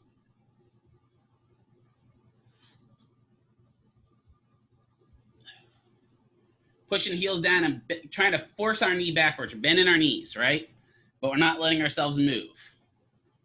And then quad sets, we're pushing the what down? Yeah, pushing the quads down, pushing that knee down, straightening that knee out. All right.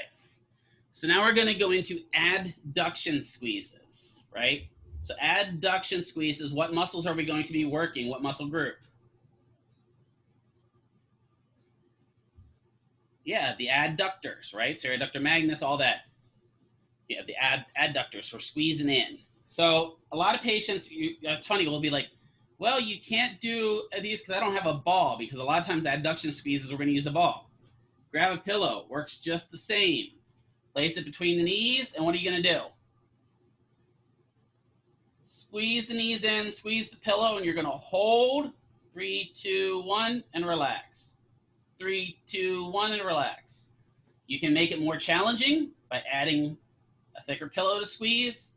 You can make it harder by adjusting the actual material that you're squeezing, right? If you have something like a medicine ball versus one of these, right? All that's going to add a little bit different material. But it's an easy exercise to do. Helps with core too. Yep. Especially if you're laying down and kind of tightening the work. That's one of the things we're going to talk about in a little bit with pelvic tilts. Is all of these activities, we can do pelvic tilts with them to make them a core exercise as well. Right? So all of this comes into play, and we can even do drawing in while we're squeezing. So we can combine all of these together. So adduction squeezes, you're coming together, squeezing those legs together. Now they have those adduction machines at the gym too, right? The ones where you go spread apart and close your legs and close your legs and close your legs. I always laugh. I do that every time I'm at the gym, but I always laugh because I always think, why am I doing this? I don't ever need to get that strong with adduction. As long as I'm functionally strong, we should be okay. All right. Oh, not too far. Ankle pumps. What are we going to tell the patient for ankle pumps? Give me a good way to remember it for a patient. Pump your ankle good. I always tell them, push down on the gas pedal, let off. Push down on the gas pedal, let off. Up and down. The main thing to remember, and a lot of people forget, Flora, right? A lot of people forget the dorsiflexion part. So they'll push down and then just relax. You got to push down and pull up. Push down and pull up. Right? We need both. Because you need to be getting not only, the plantar flexors, but you also got to get the dorsiflexors a little bit as well. So push down, pull up. All right. So we call these ankle rotations, but they're really hip rotations. I often call them windshield wipers in the clinic because it's a good way for the patients to remember them.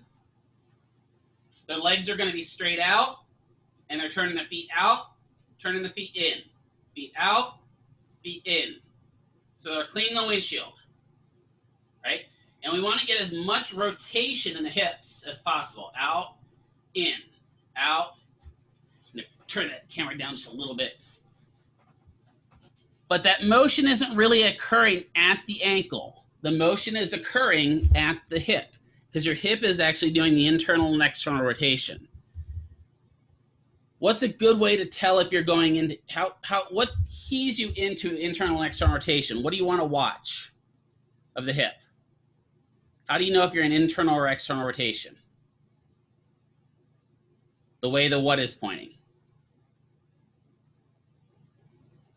The knee, right? So if the knee is pointing in, is that internal or external rotation? Knee is pointing in, it's internal. Knee is pointing out, external, right?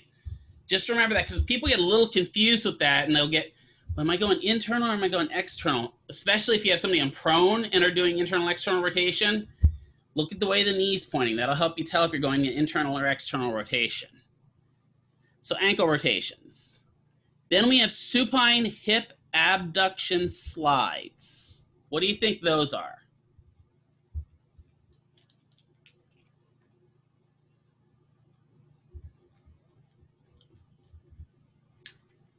Supine hip abduction slides. Lay on back, good. And what are we gonna do? Slide legs, which way? Away, yeah. So this is, we're gonna have them lay on their back, right? Like turn here, and they're gonna take their legs, go out to the side, come back in, out to the side, and back in. You can do one leg, you can do both legs, you can alternate to get coordination going, right? And hopefully the chair doesn't move, which keeps moving every time I'm doing it. So all of that's gonna come into play when you're doing that hip abduction slide. Key thing with this one, right, let me slide back. Don't let your patients turn their foot like this, right? Because now I'm working hip flexors, big windshield wipers, right? We had little windshield wipers, now we're doing big ones, right? Toes pointing as straight up as possible when they're going out to the side. Knocking over my dragons.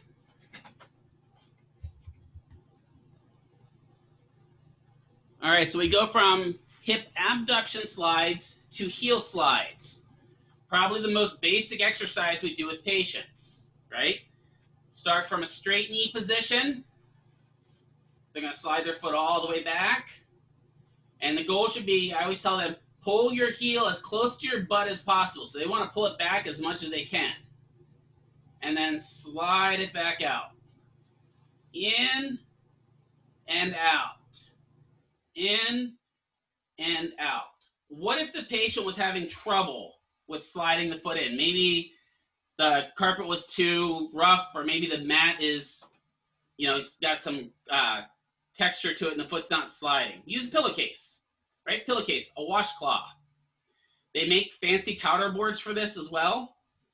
But I find just getting a little, 99-cent washcloth and putting under their foot, or putting a pillowcase under their foot, and just having them slide on that works just as well, right? You do the same thing for those abduction slides if they're not able to get out to the side as well. All right, so we've got those are the basic exercises. The next thing we're gonna get into is the quad exercises here. So I just happen to have a big roll here. There we go.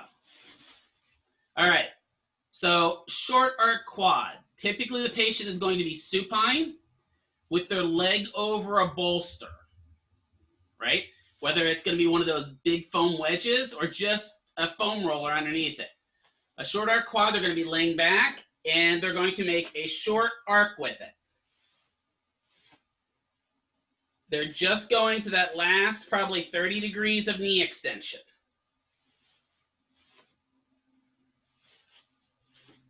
So short arc quads. Again, probably 30 degrees. If that is a short arc quad, what do you think a long arc quad is?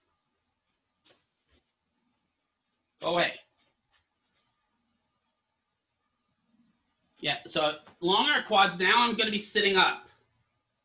I'm upright, I have 90 degrees or more of knee flexion, and now I'm coming from here and kicking up. And there I cheat a little bit because my foot turned outward.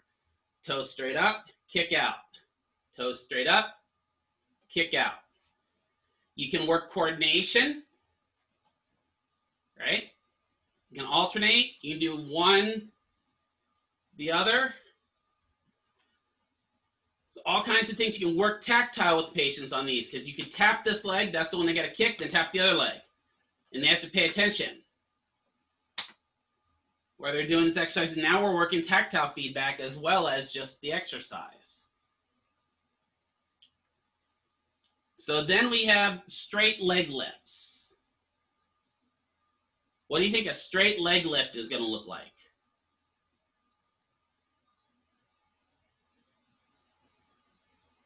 Kind of says right in the name, doesn't it? Yeah, so they're going to be supine, right? As far supine as they can get. And now they're going to lift their legs straight up into the air and down. Straight up into the air and down. Toes need to be pointing straight up. So that's going to work what muscles?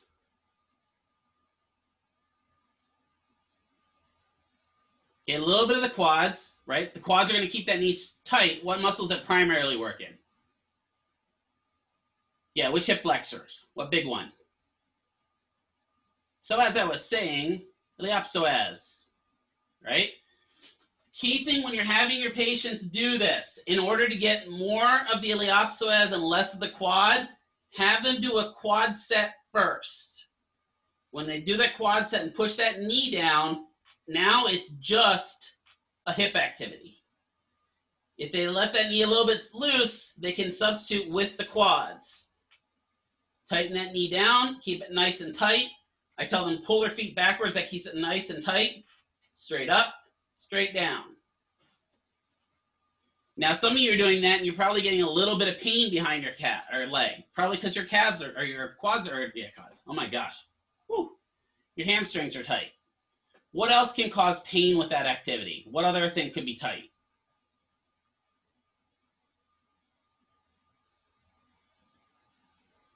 Low back, yeah, right? Specifically dealing with that sciatic nerve, right? There's some times where I have a patient do that and they'll get about here and like, oh my God, my foot went to sleep. And what the problem is their sciatic nerve is getting pinched, right?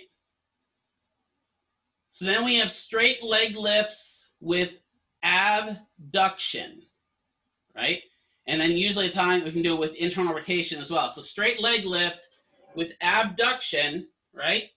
They're going to lift up and out, back to the middle and down.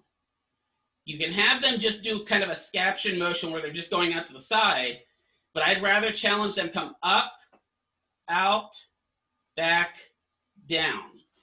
That is a lot of control. Yep. That is a ton of control to do that one. Right? You really have to keep that iliopsoas tight and then activate your abductors and then your adductors and then slowly eccentrically control it coming back down. That can be a real challenge for patients. And then you can also do it with internal rotation where you have the patient like this and have them turn their foot in and just lift up in a straight line. Doing that, some of you may say, that's really tight, I can't do that. Well, a lot of times that happens because your hips just aren't able to use that full iliopsoas to lift up. And you may be tight out here in the TFL. So let's go back through those few that we just went over and kind of talk through the muscles, right?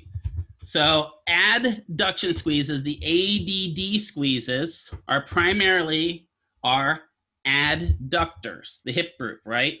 So our adductor magnus, right, brevis, little bit of gracilis, all those fun muscles that cross and help with adduction. Ankle pumps, up and down. What muscles? There should be primarily 3. Actually 4 technically. What muscles are going to be for ankle pumps? Tibialis anterior, tibialis posterior. There's 2. What other 2? Soleus and gastroc. Good, right? Does anyone know what the soleus and gastroc are called when they are combined as one muscle? The calf, yeah. There's a medical term for it, though. Does anyone know what the medical term for it is? Sologastra. They're called the triceps surae. So if you break that down, you have three-headed sural muscle. And that makes sense because you have the two heads of the gastroc plus the head of the soleus. So triceps surae. You may still see that. A lot of books don't use that anymore. But when I was coming up through, we focused heavily on talk about the triceps surae because there was some hint that you couldn't separate out the gastroc and soleus. So he said you weren't working necessarily just the gastroc, you're working the triceps surae muscle. Yeah, it was seen as one muscle before. Yeah, that was the thing, is we just kind of looked at it like one muscle, kind of like the triceps. I mean, really, the triceps brachii are another example of that. Maybe someday down the line, once you guys are out in the clinic, our clinicians will suddenly have a new name for one of the heads of the triceps. All right, so hip rotations. So internal and external windshield washers with the feet. What muscles are we working for that? Because at the hip itself.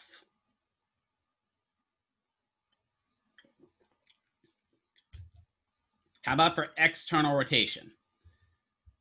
A little bit of the glutes, good.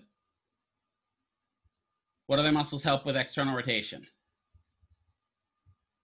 What's the pyramidal shaped one in the back of your butt? Piriformis, good, right? So a lot of times when you're doing this, it's really hard to isolate specific external versus internal rotators.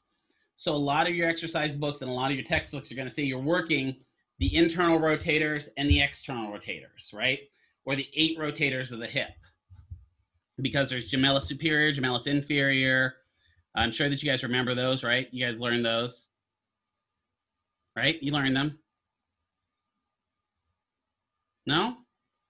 Obturator, internus and externus. You didn't learn any of those? I'm just joking because in the PT world, a lot of times you don't separate them. Don't do that. Sorry, did I miss that day? Right? So you have your internal rotators and your external rotators. Mainly the one we worry about most is piriformis because piriformis leads to tight piriformis. And if you have tight piriformis, you end up with sciatica because that piriformis lays right over the sciatic nerve and it squeezes it down. I just wanted to test you guys a little bit. Supine hip abduction slides. What muscles are we working there? What's the primary mover for hip abduction?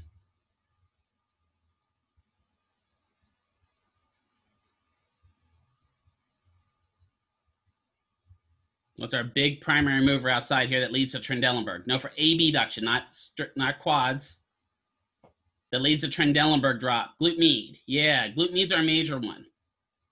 And then we also have a little baby muscle out here too that helps with abduction.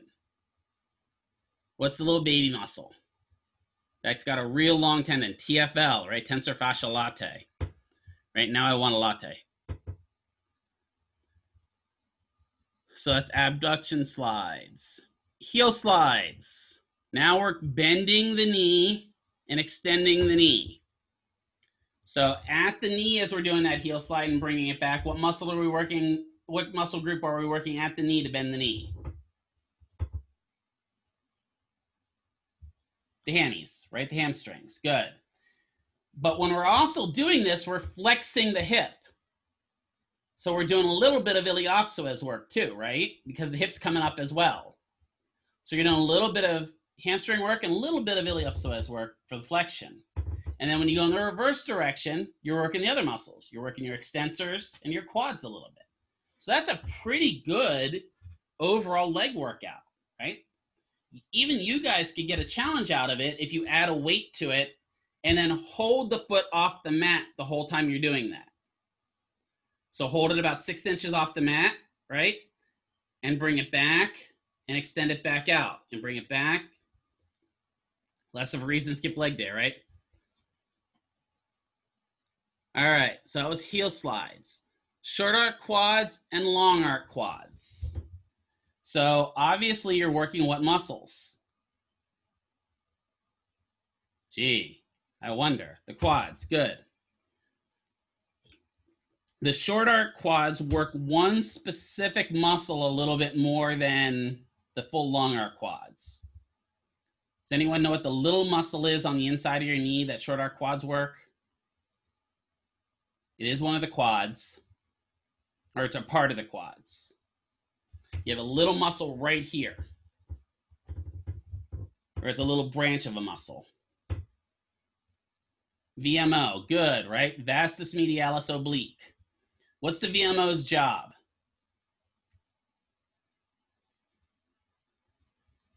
I know that's why I did this after I woke you guys up. VMO's job is terminal knee extension, right? Yes, terminal knee extension is that last few degrees of knee extension, because that allows for tracking of the patella, right? And locking in of the knee to go into that screw home mechanism. You remember the screw home mechanism you guys talked about last semester? So we're all starting to feel about being in lockdown, the screw home mechanism. See? All right. So let's no, you're like, I love it home. I don't like people, so I'm okay with this. The straight leg lifts and the straight leg lift with abduction and stuff like that, depending on what we're doing, we're working primarily iliopsoas, but we're also working a little bit of the quads, right? And then if we add some of that abduction, we're going to add our abductors as well. If we add that internal rotation, work a little bit of internal rotation to hold it in an isometric hold. The slower the patients do those exercises, the more difficult they are for the patient, right? Because what you're going to have is you're going to have a patient doing straight leg raises, and they're going to do one of these, right? They're going to do them faster. And there are some clinicians, and even looking at some of the research, that are starting to say, maybe we need to stop giving patients sets and reps, and we need to just give them time and say, you've got to do straight leg raises for 2 minutes. Because if we tell them they've got to do it for 2 minutes, there's a great likelihood they're going to do them a lot slower and a lot more controlled, because doing 2 minutes of that up and down stuff, they're going to get tired quick. All right, so we got those. Any questions on up to that? Oh, do them until you're tired. Exactly, right? Yes, that's not a bad theory.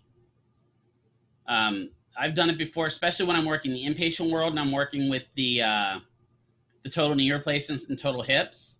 Usually if I'm doing group therapy, I bring them up and I'm like, okay, so we're going to do heel slides for 30 seconds on the right leg. Everyone, 30 seconds starting now. And they've got to do nice, slow, controlled heel slides for 30 seconds. It really does, it makes you concentrate a little bit more on your form rather than working on just trying to get through it, right? And some of us have done that, right? I do push-ups on a daily basis. And I'll admit, sometimes when I'm close to the last like 5 or 6 push-ups of the day, and I'm tired and I don't want to do anymore, I know my form kind of goes to crap. So I'm like, okay, I got to get these done. All right, I'm done. Right? Whereas if you slow it down, you get more of a workout, especially because you're working more of that eccentric control. All right, any questions on any of the exercises up to number 13? I wanted to stop there because it's a lucky number. Are we good with all those so far? Ça va? Ça va bien. All right, so the next one we're going to work is the 4-way hip. The 4-way hip we can do in any position. I'm going to demonstrate it in standing because I'm not going to lay down on my floor. But we can do it on the floor. We can do it in standing. We can do it in seated. There's really not a way we can't do this. So the 4-way hip is going to move between hip flexion, hip extension, hip abduction, and hip adduction. You don't have to do all of them at the same time where you're going through the actual true 4-way motion. That is the most challenging way to do them. They could do 5 reps of hip flexion, 5 reps of hip extension, 5 reps of hip abduction, 5 reps of hip adduction. But the true 4-way hip is very challenging, not only for the muscles, but also for balance, right? So if I have to stand here, right, get my base of support, bring my leg up into flexion, bring it back into extension, bring it out into abduction, and bring it into adduction and keep that motion going without touching my foot, that's a challenging activity, right? Up, back, oh, there goes, right? Up, back, middle, out, and I'm substituting. Do you ever see my weight shift? So that's where you're gonna come to me and go, okay, nope, keep your weight over that foot. That one didn't count. Boom, boom, boom. Ah, there I go. So working that four-way hip can be challenging. You can just as well have them stand there and just do hip extension, if that's what we're working, right? So with hip extension, let's go through the muscles here real quick. Hip flexion, primary or iliopsoas, and our quads. What does most of our hip extension? We really haven't talked about that one yet. What does most of our hip extension?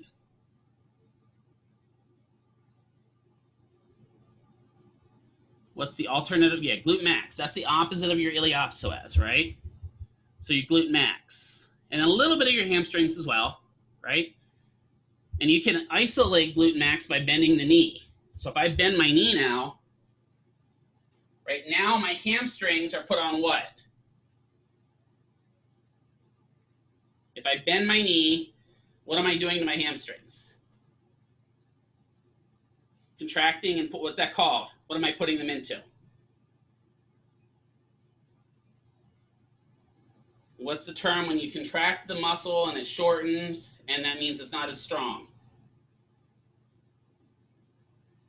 Active insufficiency. Good. Right? So by bending my knee like that, I've made that hamstring slightly actively insufficient. That means I don't have as much ability to substitute that pulling back into hip extension, which means now I'm truly working more of my glute. Same thing can happen when you remember we talked about that straight leg raise. I can lock my knee into extension. I'm actively contracting my quads now. Now most of the motion I'm doing is in iliopsoas. Do you see how those kind of work together? That's why you have to know that active insufficiency. Does that make sense? Good. And we're going to talk about when we do stretching, how to move them into passive insufficiency to stretch them more. All right. So we did four-way hip. Prone hamstring curls or standing hamstring curls. What are we going to have the patient do? How could you tell the patient to do a hamstring curl? What do you think you tell them to do?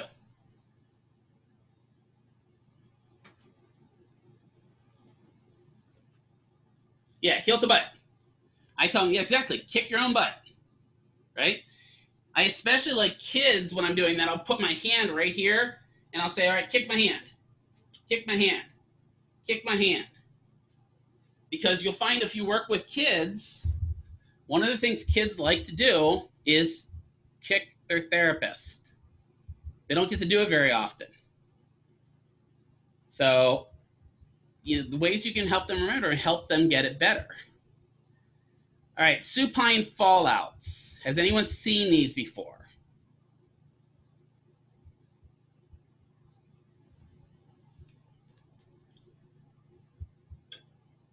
They're also called butterflies.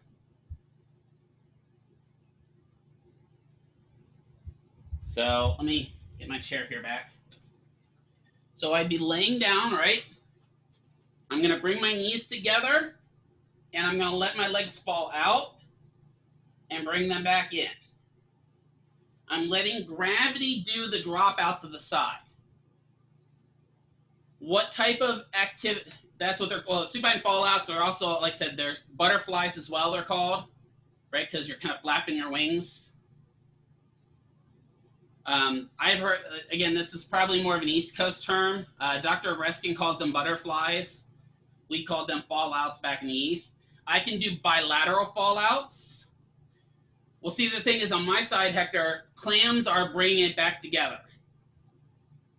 Right? I think, sideline clamshells. So we always called clams when we're doing this. But the eccentric exercise of letting gravity drop the legs out, we called fallouts. So it just depends on what you're going for. You could call them clams too. You can do them bilaterally, right? Or I can just work one leg at a time. What type of control am I working? By letting gravity pull me down.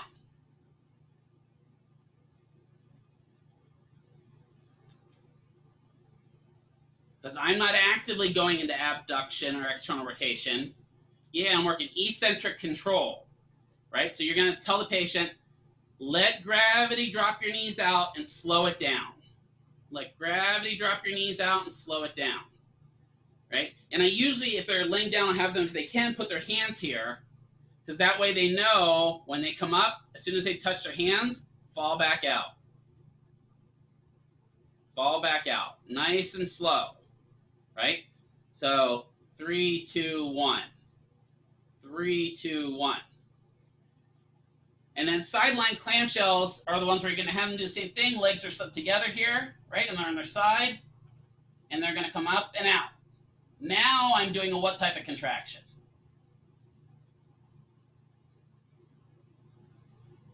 If I'm coming up against gravity. What type of contraction is the against gravity one? Concentric, right? I'm going to do a little bit of an eccentric coming back in, right? Because I can do that as well. But that's primarily concentric ones. All right. So hamstring curls, we're working primarily our hamstrings. Our fallouts and our clamshells, we're working a lot of our internal and external rotators, right? We think we're working some hip and ab and adductors, but a lot of that is rotation. When you look at what I'm doing, that's more rotation of the hip than it is abduction, isn't it? You're getting some abduction. You're going to get sore out there still, but you're getting a lot of that rotation going on. And a lot of times with patients, they'll say, you know, I can do this, but man, inside my hip's getting tired. When they say that that inside portion of their hip's getting tired, then you know you're working those rotators because they're little tiny muscles. All right, seated marching. Guess what we're doing here?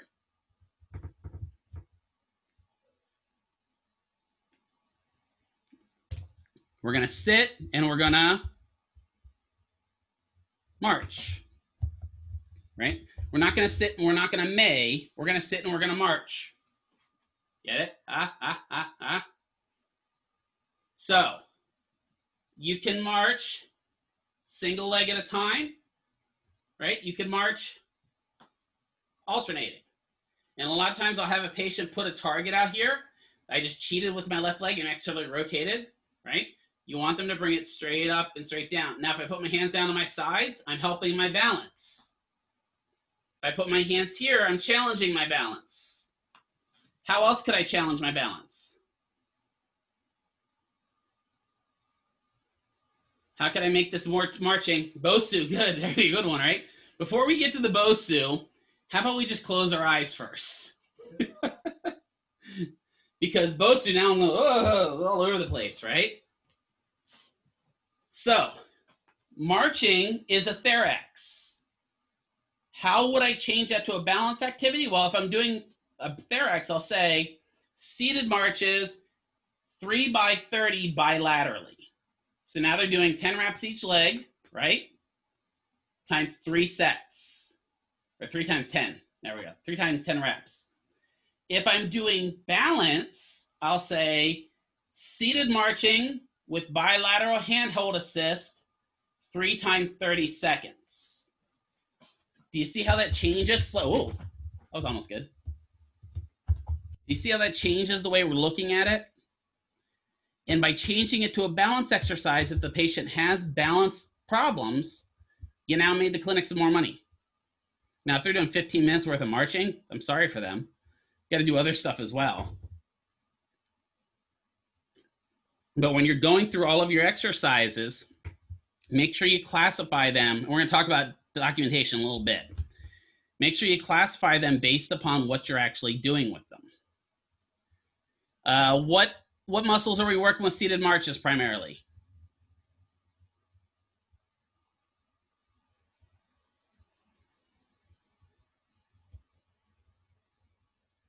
Seated marches are going to be in the hip flexion, so what muscles?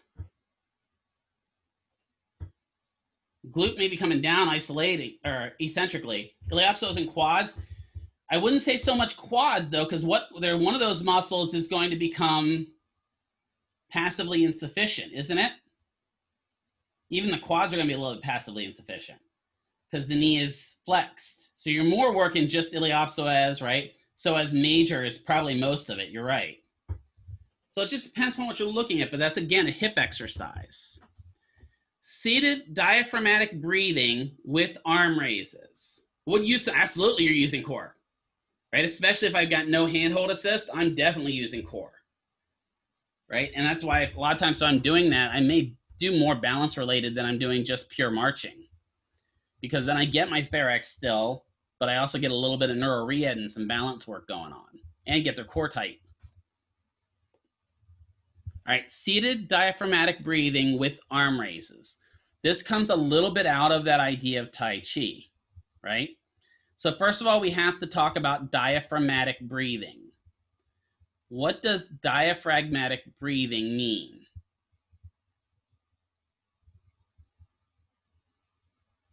Breathing from the diaphragm, good, right?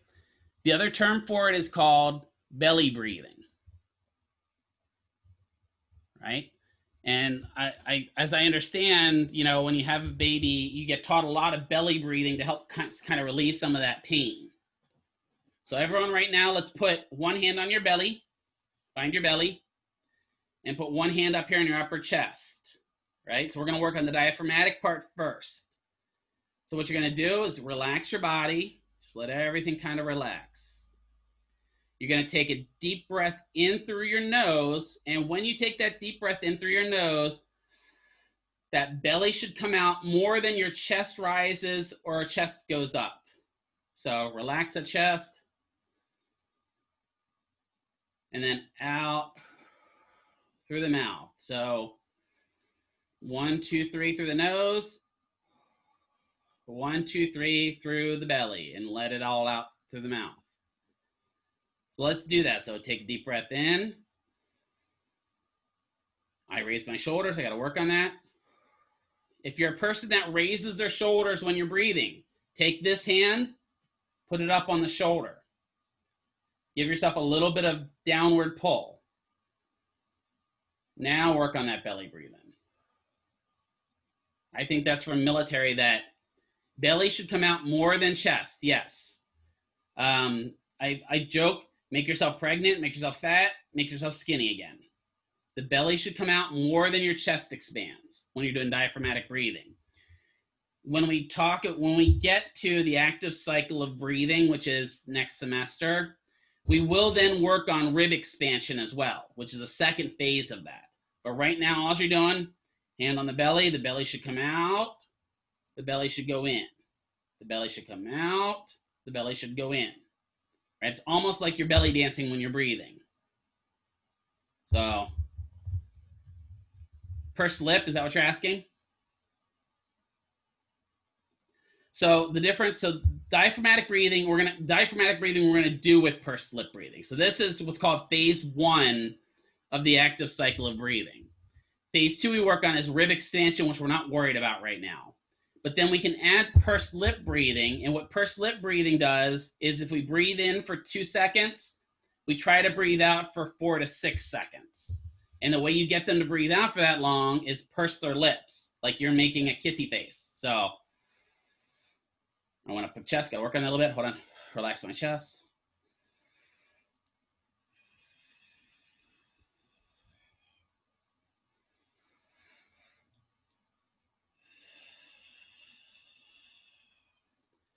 So by pursing the lips, you're making it a little bit harder for that air to come out, which lengthens the amount of time it comes out.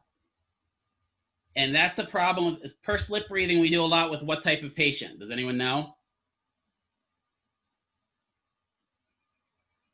What lung condition?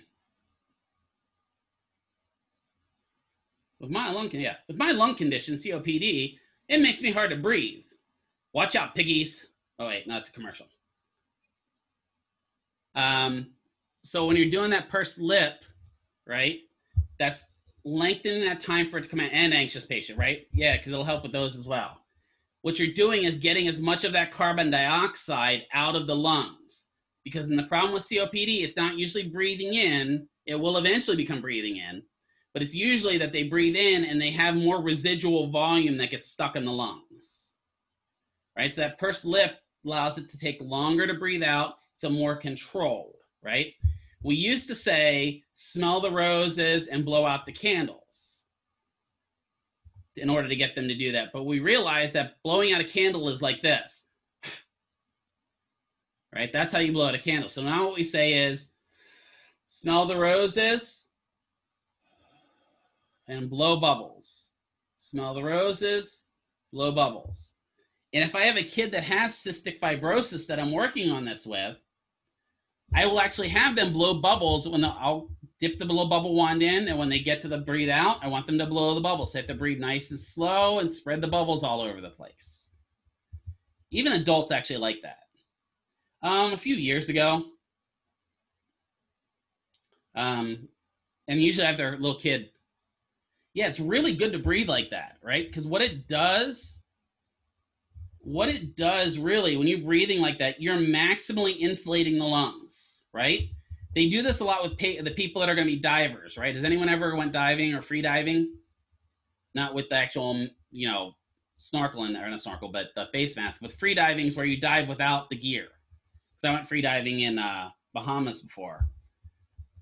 And a lot of times what they'll do is when you're floating in the ocean for the first time, they'll tell you, okay, we need to do some belly breathing. So what they're trying to do is get your lungs maximally inflated so that when you go under, you can hold your breath longer, right? Because if your lungs are filled with good oxygen and you get all that carbon dioxide out, because that's what kills us with holding your breath, right? Do you ever have, any of you with the kids, did any of your kids ever say, I'm going to hold my breath until I pass out?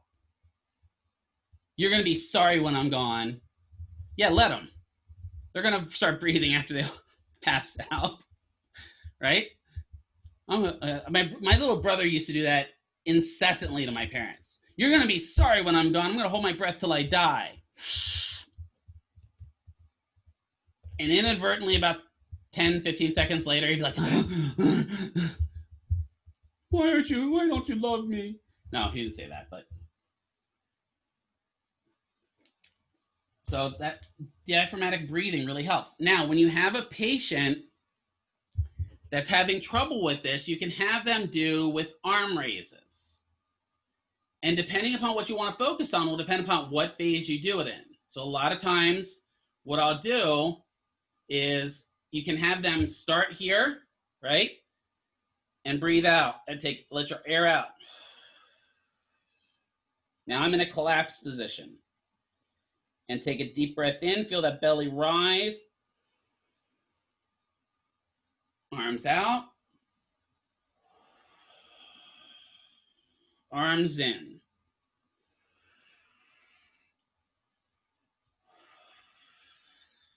Right?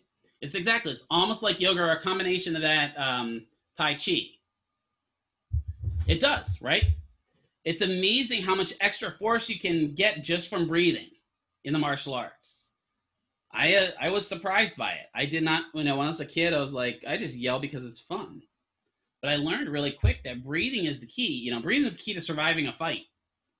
When you end up in a fight or flight situation, the number one reason you get tired is you stop breathing, right? You get in that fight or flight response, you get scared, you get that shallow, right? Just watch a horror movie and watch how the people are breathing in the horror movie, right? That's not a good way. If they'd slow down, diaphragmatically breathe, they could get away from Jason. Or what was the guy's name in that one? I forgot the guy's name in Blair Witch Project was. Rustin Parr. No, Rustin Parr was the guy that was there, that guy that was in the corner, remember? The witch was after them, yeah. But Rustin Parr was the guy that was in the corner. I remember those things. It's kind of scary.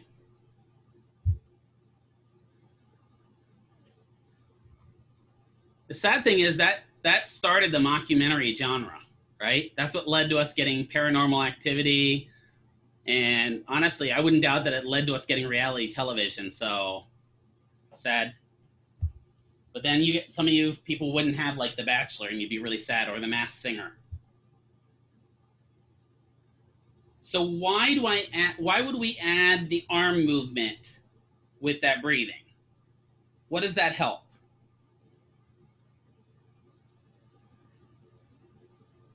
What does it help when I'm way out here? What am I doing? Yeah, opening space.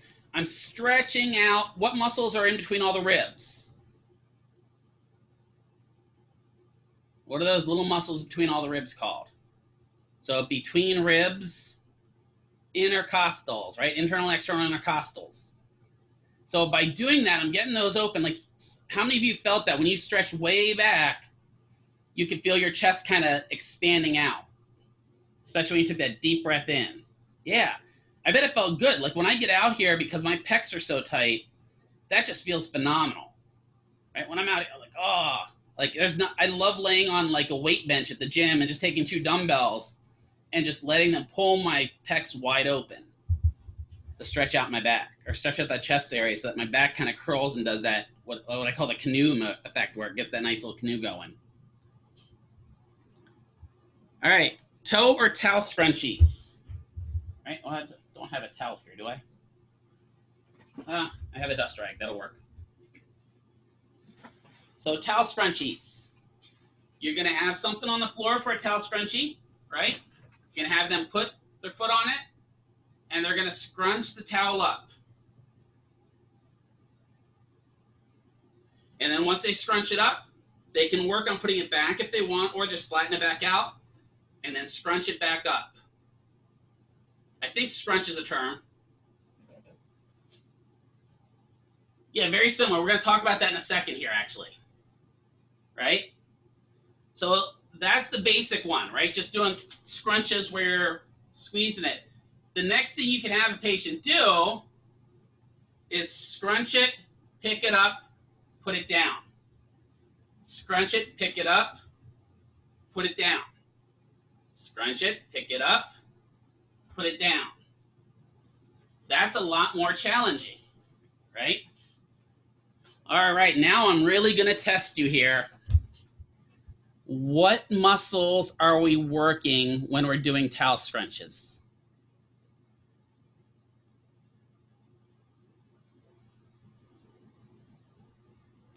Maybe a little bit. Okay, yep, I would give you a little bit of tibialis anterior. Un petit peu, a little bit. Are you really working the extensors? You're gonna work plantar fascia. It's not really muscle, but you're definitely gonna work that plantar fascia. So if you're working the extensors, you're coming this way, right? But you're going like this, so what are you working in the toes? Yeah, you're working the flexors, right? But more importantly, you're working 2 of your little sets of muscles inside the foot. That's okay. What are did you guys learn the 2 little kind of intrinsic muscles of the foot in anatomy? There's 2 little tiny intrinsic muscles of the foot. Oh, we might have to cover this. So on the inside of your feet and your hands, you have interossei and you have lumbricals. Did you learn those terms? Nope. Okay, that's good. That means we're learning.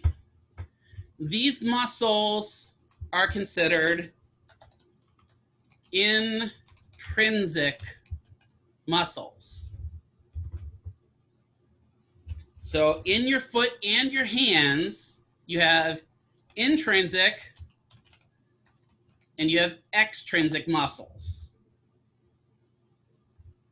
So intrinsic, and I'm going to use my hand, but it works just the same for the foot because your hand has interossei and lumbricals as well. Your lumbricals in your hand allow you to make what's called tabletop, right? Which, if you look at it, is that not what we're doing when we're doing towel scrunchies? Yeah, right? It's just we have a little bit longer digits on our hand, right? So lumbricals, this is called lumbrical grip. Also known as, guess what type of grip?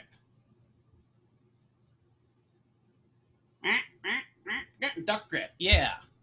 And we're going to work a lot of the, when we're holding on to patients, we're going to use lumbrical grip more than any other grip, or lobster grip, yeah. Right? Except lobster grip's more like that. That's more of a pincher grip. This is just more of a kind of flatten around it. Alligator grip might be a good term. Sandwich grip, good. There we go. So the differences between an intrinsic muscle and an extrinsic muscle. The intrinsic muscles originate and terminate inside the hand and feet. So that means their origin and insertion are inside the hands and the feet. Does that make sense? That is an intrinsic muscle. So for example, inside, yep. So for example, your interossei. Let's talk about your interossei. Where do you think your interossei are?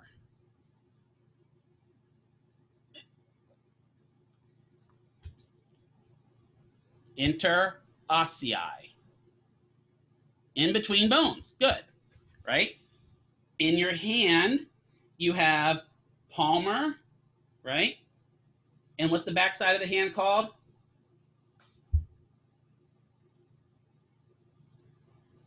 So this is the palm. This is the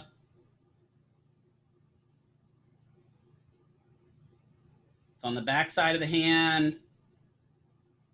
What's the back of the shark called? Dorsal. Good, right? It's also called volar, right? The slapping side, right? So dorsal aspect. So you have palmar and dorsal interossei, because there's some that are on this side and there's some that are on the back side. Does that make sense? And then you have lumbricals, and the lumbricals are the ones that allow you to make this type of grip again. They're primarily here. But both of them start in the hand and end in the hand. They don't go past the wrist. In the foot, with your interossei, you have plantar and you have dorsal interossei. And they go between the bones, but they stay in the foot and they don't leave the foot. All right, so now I'm going to challenge your brains here a little bit, like I'm not challenging them the whole time I'm teaching you.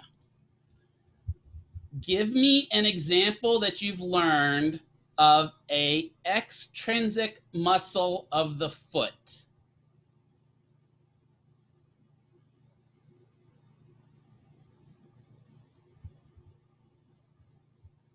So if the intrinsics start in the foot and end in the foot, the extrinsics start somewhere else and end in the foot. So there's plenty of them out there that you're going to. Okay, so your gastroc would be one. Yep. Gastroc would be an extrinsic muscle of the foot because it starts up here, right, behind the knee, and ends on the, what bone on the foot? Where does the gastroc insert at? The calcaneus, good. I know, guys, this is rough. I'm sorry. I can actually smell the smoke coming from Jaira there a little bit. He's starting to come out of his ears a little bit. His brain's frying on him a bit. Okay, so that means, well, I mean, I just can, no, just kidding. It's not only you. Honestly, it's not only you. You're just the one responding to me right now, so I can roast you a little bit. Everyone else is, don't feel bad. If you're thinking this way and you're having a trouble with this, other people are having trouble with it as well. You just can't see their faces right now. You've been lost. Okay. So let's separate these out again, because this is important and it's going to come into play later on in the semester, especially when we get into kinesiology of the foot and the hand. Intrinsic muscles. Adductor hallucis. There we go. There's another one. Good. Is that going to be a intrinsic or extrinsic?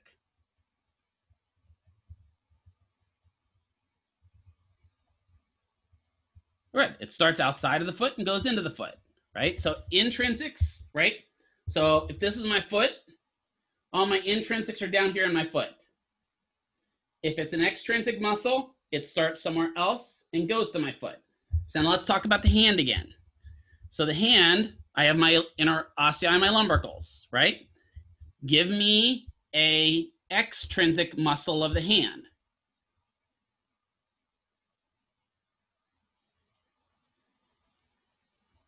Palmaris longus, good. That's if you have it. There's a good bit of the population doesn't even have it. right? So any of those muscles. So when you're looking at your test, because you may get a board question on this, or you may get a question from me on this, right? If you get a question and it's talking about intrinsic muscles of either the hand or the foot, there's only two words you should be looking for: either an interossei or a lumbrical. Those are the only ones you should be worried about, right? So you're going to go down and it'll say something like, if you're talking the hand, it'll say something like, you know, flexor, you know, the flexor carpi radialis. There we go. And it'll say palmaris longus. And it will say extensor pollicis. And then it'll say interossei or dorsal interossei. That dorsal interossei would be the correct one for an intrinsic muscle. The only thing you may have to watch with, because sometimes they will give you intrinsics and say, name one of the intrinsics of the hand. And your brain automatically will go, I've got to look for an interossei or a lumbrical, and you'll go down and all the answers are interossei and lumbrical. But three of them are the feet, one's of the hand. So it'll say like plantar interossei, dorsal interossei, plantar lumbricals, palmar lumbricals. And then the palmar one's the one you want. Right? See how that works? So I know you guys had to learn something new there, right? So now let's take the toe scrunchies a step further. What do you think those, the muscles on the plantar surface, all those little inner, what do you call it? The intrinsic muscles of the foot, what do you think they're responsible for keeping in your foot? Balance and the arch. Yes, right? Which is why when, you know, we have really soft, cushy shoes, those muscles kind of weaken, right? We should be barefoot a little bit and using our feet more. And this is one of the, if I can find the article again from the lady that came into UNLV, I will, so you guys can read it. But she literally has people coming into her clinic. She's a foot specialist. And they spend their whole 60-minute session doing stuff like this. Or they'll pick it up, and she'll have them putting stuff on shelves and taking stuff off shelves with their feet. And working those intrinsic muscles of the foot, right? Or have her, you know, like if we have a pillow, so now I'll put my pillow back here, and now I'm lifting the pillow up and getting out of the way, flipping it, picking it up, and moving it back. I guarantee if you want to give yourself a challenge, do about 30 minutes of intrinsic footwork and see how your feet feel. They're going to be tired because those muscles aren't as aerobic. They're not as red fiber as all your other muscles. They're there to just hold that arch, right? So that's going to come into play. You're going to fatigue out quickly. They're little itsy bitsy muscles too, right? But there's some studies that have shown that if you work those intrinsics, you can relieve foot pain. You can relieve that plantar fasciitis, right? Where you kind of get those muscles kind of working, and anything that's adhered down there kind of starts popping loose.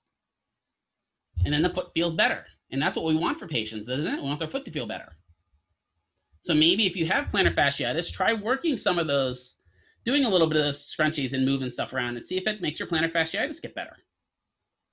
I'm not a doctor. I did not diagnose somebody. You can actually, and that was one of her, so that was one of her interesting parts of her research is she had somebody that was completely flat-footed, and she worked with them for about 1.5 years and got them to have a normal arch back. When I say normal, I don't think it was completely, you know, but she got them to have an arch, which, you know, before all we said is you got a flat foot, you need an insert. And one of the things she had them do is she had them switch, I remember now, she had them switch to those Vibram shoes, the toe shoes, where he had to concentrate more about his foot when he was walking as well. So there's lots of things we can do. She really advocated for running barefoot. Now, like if you go to Planet Fitness or you go over to LVAC, they kind of frown on you taking your shoes off and running barefoot on their tracks. I'm just saying. They'd be like, oh, there's a fun guy among guy. You guys heard about that, right? That athlete's foot came into the locker room and everyone said, get out of here, athlete's foot. And he looked around and goes, why? I'm a fun guy.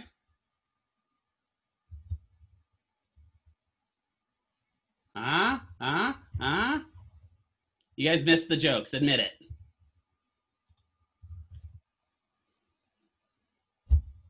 All right, so we got toe scrunchies. All right, so the next one we got are standing heel raises, toe raises. Now all we're doing is changing from doing that, what do you call it? The ankle pumps to adding weight. So we're gonna have the patient stand up, right? Let's get my chair out of the way. And we're gonna have them go up, raise their heels, come back down, raise their toes. Raise their heels, raise their toes. And usually the toes is the hard part for patients. Because this they can do. They get here and they're like, oh, that's rough.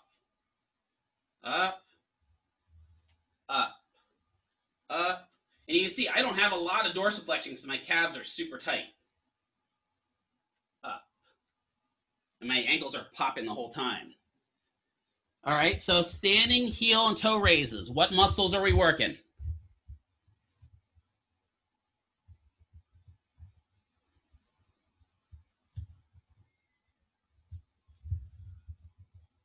What muscles? Tibialis anterior and gastrocnemius soleus. Good. And also tib post a little bit as well. All right, mini squats and squats. I group these together because honestly, in most clinics, it is going to be very rare if you get to a full squat. Most patients are going to be stuck at the mini squats, right?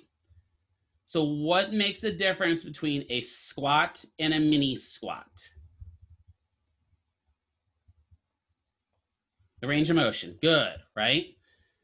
So what do you think a good range of motion for mini squat would be? Yeah, 45 degrees where? You could say at the hip, you could say at the knee. Right? Technically it's both, isn't it really? I mean, you're gonna get about 45 degrees at both. So mini squat, again, how should their feet be? What do you want to do with their feet? Do you want shoulder width wide? How wide do you think it should be? Give me an idea. What do you guys think? Yeah, you can do shoulder. It's harder here, right? I usually tell them about shoulder and a half feet, right? So shoulder and a half makes sense. And that's a martial arts term. Erica will tell you that's a really common, about shoulder and a half wide is one of the comments we make for one of our main stances, right? So shoulder and a half feet, up to two shoulders if they can tolerate it. That's definitely going to make it challenging for some patients, right? So about here, and then what are you going to tell me to do if I'm going to be doing a mini squat? How would you tell me to do it? First of all, you're going to show me, but then what are you going to give me instruction-wise? Barely go down, right? And the other thing is, like you're sitting on a chair, because we don't want this, right? Nose should stay behind what? The toes. Good, right? Down and up. Down and up. And try to keep your feet forward. My feet just turn outward naturally, right? That's the way I stand. I've shown you guys this, right? That's not creepy at all. See, I can even walk around like that.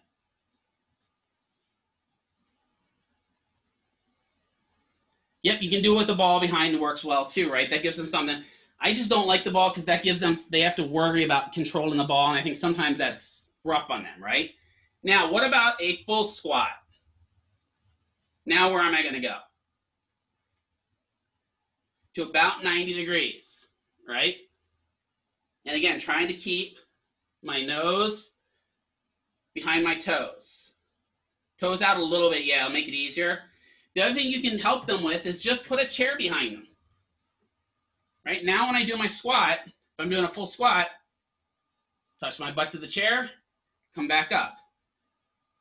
That gives me a tactile cue of where I'm going to rather than, you know, this is how you'll see a lot of patients do squats. Right? Or a ball under the bottom. Exactly. Anything works for that. What you don't want to see is what I call ATF squats. Does anyone know what an ATF squat is?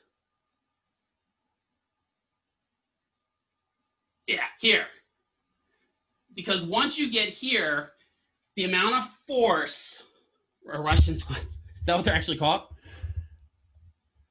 Once you get there, think of all that force that's pulling on those tendons of the knees. It's pretty potent, right? Just doing that, I felt my right knee go, I don't like you very much, right? So I tend to do more just regular squats than the full flat on. And again, remember we talked about this, that the majority of your force occurs within the first 30% of motion. So going way down like that, you've taken yourself out of that force relationship curve. And so you're no longer in a relationship. Yeah, that's another way, yep. BTG is another one I heard, butt to grass. But when you think about that, what do you mean? Does that only apply to squats? Well, no, it applies to everything. Remember we showed that force relationship curve in that last lecture? It technically applies to everything, which is why if you do a curl all the way up here, you're not doing much, because at this point, there's not enough room for the muscle. You get more out of doing less motion, but more controlled.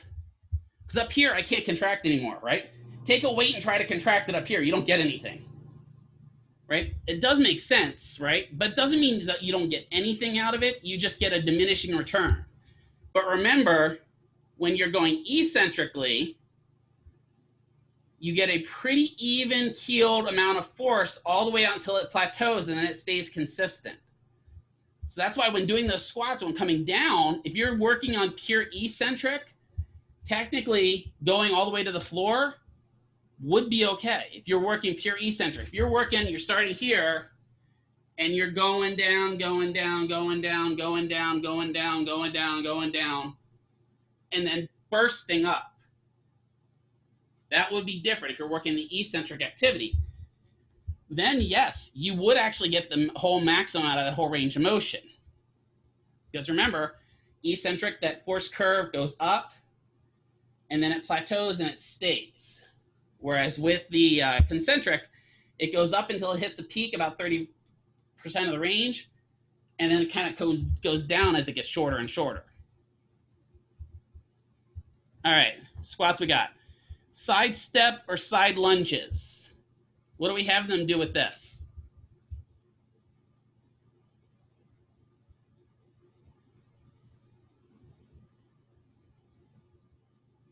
What's the goal of a side step or a side lunge?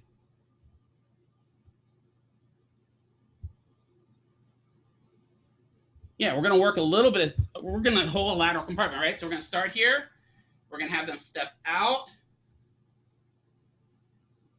and back. It's going to stretch over here, definitely, right? Again, try to keep the knee behind the toes if you can. Boom. Can I do that forward as well? Could I do a forward lunge? I'm going to fall if I do. I am not good at lunges. I'm going to tell you right off the bat. My balance does not come into play with those. Should probably work on those. So lunges are a really good eccentric activity, right? Because you get out there and then you have to control coming down. And then you're going to get some concentric coming back up. But a lot of that's going to be a really hard eccentric control. And if you've got tight adductors, whoo boy, right? You get out there to the side, you're going to see patients doing this. So they've got no range of motion in the hips. All right, terminal knee extension. Terminal knee extension is nothing more than a short arc quad in standing. So a lot of times you'll see it done with a TheraBand, where you're going to put the TheraBand behind their knee, about a 30-degree bend, and just lock that quad out. What muscle am I working here again?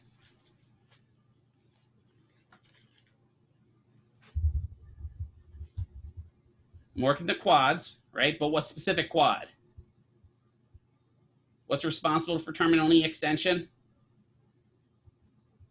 I know we're getting fried. Rectus a little bit, but the VMO as well. Right? The VMO is really important for that. And you'll find patients that have had ACL repairs, that VMO will waste away because they're not doing a lot of work on it because they're probably in a brace. And so that VMO wastes and they lose knee control. So doing these will really help out getting a good knee control going for patients that are total knee replacements or total ACL repairs. All right. Bring my friendly dandy chair back. Explain the terminal knee extension again. So yeah, you don't necessarily be in a lunge so much. You can even do it without it. You're just going to be kind of here where you've got a little bit of bend to that knee, right? And I'm finishing off that little bit. And you can see the VMO here. You see it popping up when I pull back? That nice little bulge right there that's responsible for tracking the knee. Let's take that a step further. What if I'm having trouble controlling that muscle? What could you add to me doing terminal knee extensions to help build control?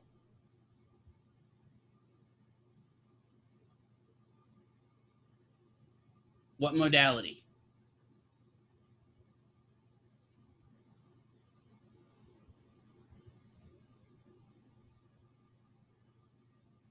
Yeah, it could do that to help strengthen it. Rush in. There we go. Right? So now I put a pad right here where the VMO should be, put a dispersive pad kind of up here on the main quad, and now every time I straighten that knee, it's firing out. That's an oof, right? And again, here's the thing. There's going to be a diminishing return with this. So when that patient comes fresh out of surgery, you can do that rush in with them, where you're working that VMO and as long as they're contracting with it. But if you stay on rush in forever, what's going to eventually happen? Think about it logically. If rush in is always doing the contraction, the muscle is going to forget how to contract itself. Right? It's that whole use it or lose it philosophy again. So if all the time, every time they come in, they're getting rush into that VMO, rush into that VMO, rush into that VMO, the muscle is going to not necessarily atrophy, but it loses what it needs to do neurologically. So it's better to do a session of rush-in, maybe a session without it, maybe a session and 2 sessions without it, maybe 2 sessions and a session without it. But allowing that muscle to get its natural control back is important. Okay, so rush-in is what type of stimulation, what type of E-stim. We talked about this last session too. NMES, right? Now, what if I add kicking a ball to it?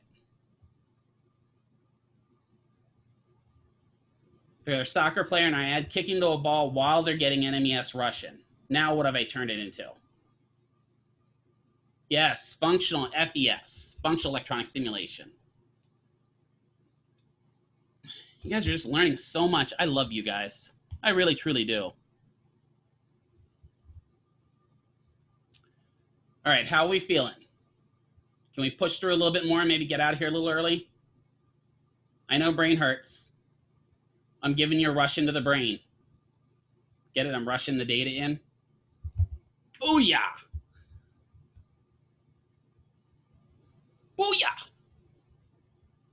All right, let's do a few more because we're actually doing some exercises here and that kind of helps us move a little bit. I hope you guys are moving and not just sitting there staring at me. If you're sitting there staring at me, you're not getting as much out of this. I mean, granted, me doing exercises is pretty funny, but all right, pelvic tilts, APT and PPT. What do those mean?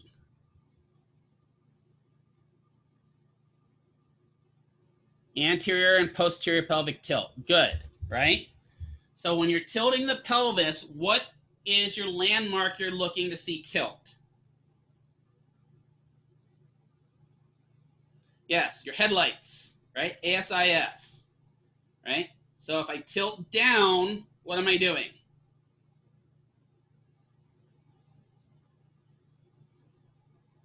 Am I doing anterior or posterior pelvic tilt? Right, anterior is tilting down, tilting back and up is posterior, right?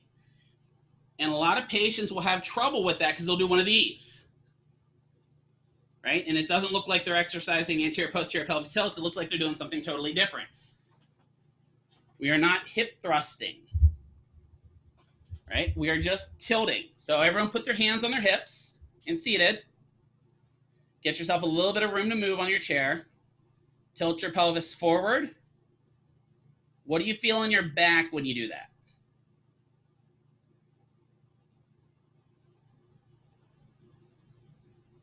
Yeah, do you feel it kind of getting tight back there? A little bit, you're squeezing up. And then tilt the other way. You should feel a little bit of a stretch in your back when you do that. Do you feel that? So you go from lordosis to lack of lordosis or alordosis.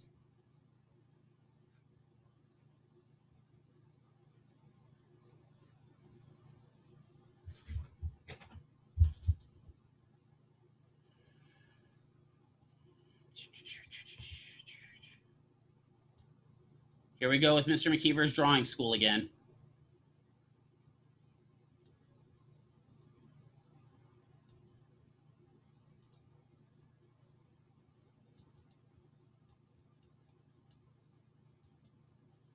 That's a P, not an.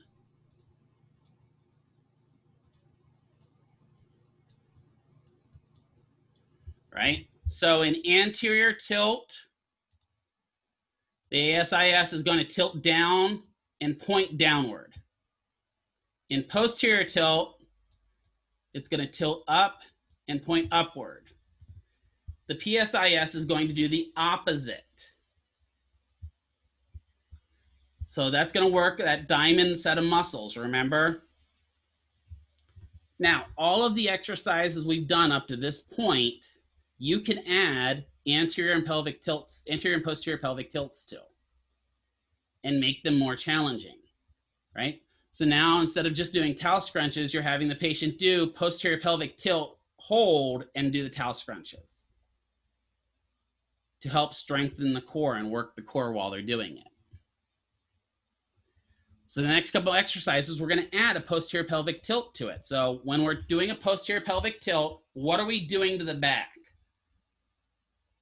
Are we lordoticing it, causing it to have lordosis, or causing it to have alordosis?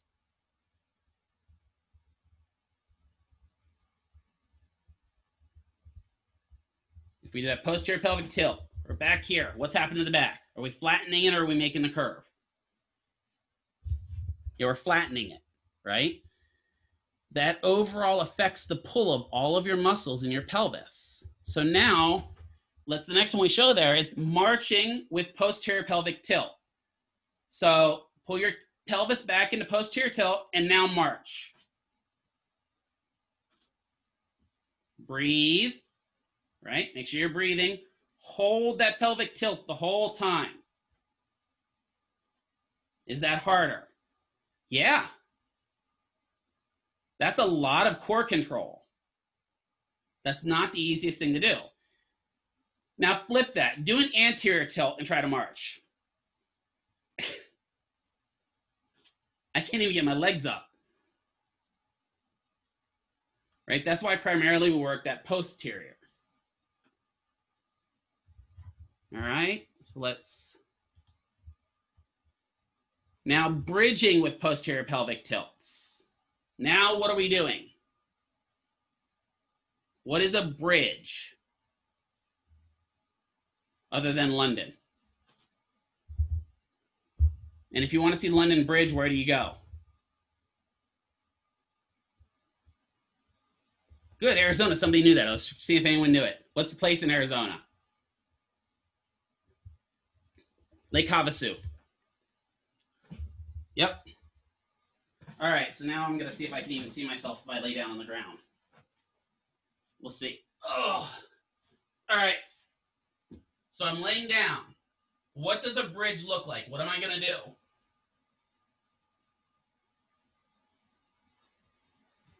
I'm going to raise my hips up, right? Booty off the floor. So now I'm going to tilt my pelvis, posterior pelvic tilt, hold it, raise up, raise down, let out my pelvic tilt. Tilt, raise, back, down. That's hard, right? Because that holding of that pelvic tilt, well, actually I'm working my belly right now, but we'll work the booty in a little bit here. So does that make sense? I already have a big booty, trust me. Keith Kardashian, yeah, exactly. So doing that, holding that pelvic tilt is really difficult. Hold, bridge, down. Because what you're activating at that point is your core musculature. You're really firing off those TRAs and that rectus abdominis, right? Now we can add more difficult, yes.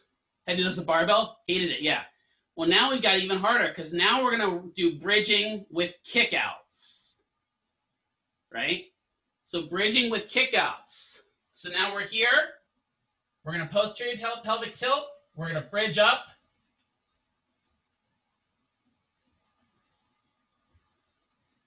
And we're going to kick out. That's not easy. And especially if you have to make sure you hold that pelvic tilt. What do you think you need to do while you're having the patient work on that? Where do you think your hand needs to be?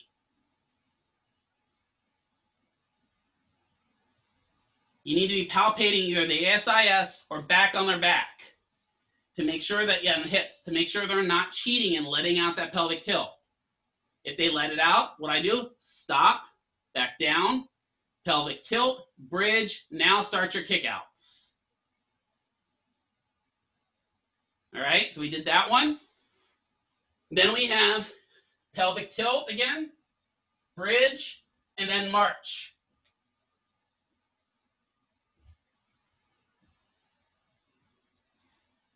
That's pretty difficult.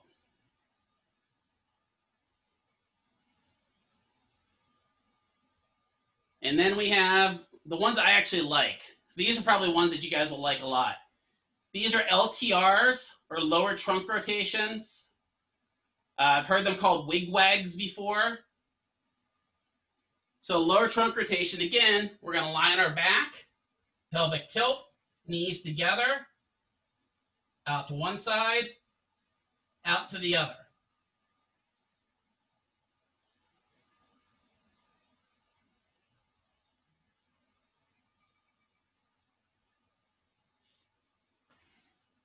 And then our favorite, crunches.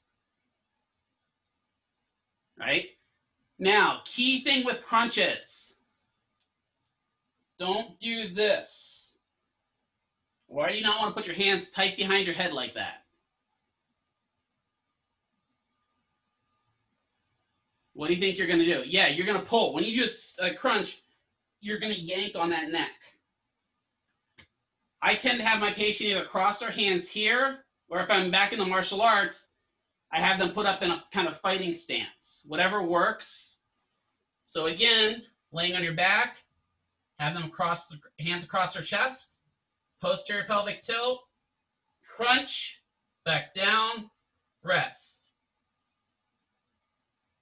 You only need that 30 degrees or 30% of motion to get something out of that crunch. What muscles are we working with the crunch? Because we haven't talked about this yet. What muscle is your primary cruncher? Rectus abdominis, right? Rectus darn near killed us abdominis.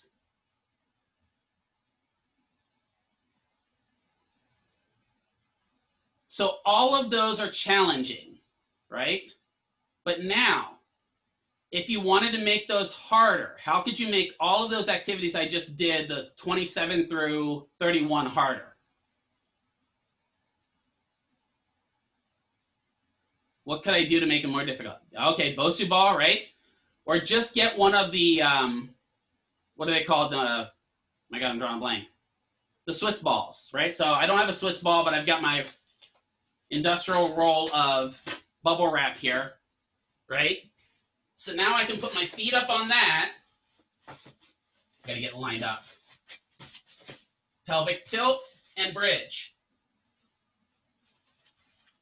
Pelvic tilt and bridge. Right? That's going to make everything difficult.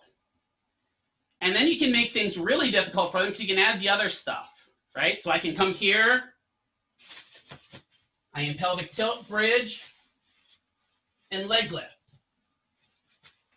I can pelvic tilt, bridge, roll in, roll out. I lost control. Let's try that again. Pelvic tilt, bridge, roll in, roll out. And then if you really want to get them, you can have them bridge in.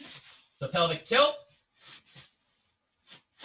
feet are on it, pelvic tilt, bridge, roll in, kick, plant, roll out. Okay, that's fine, Emily. Those are a little advanced, right?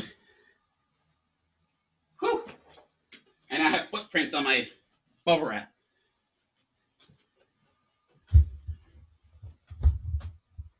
But all of that comes in. What that shows is, even though we have our basic exercises, something like simple, like a pelvic tilt, just by adding, thank God I flattened that thing out.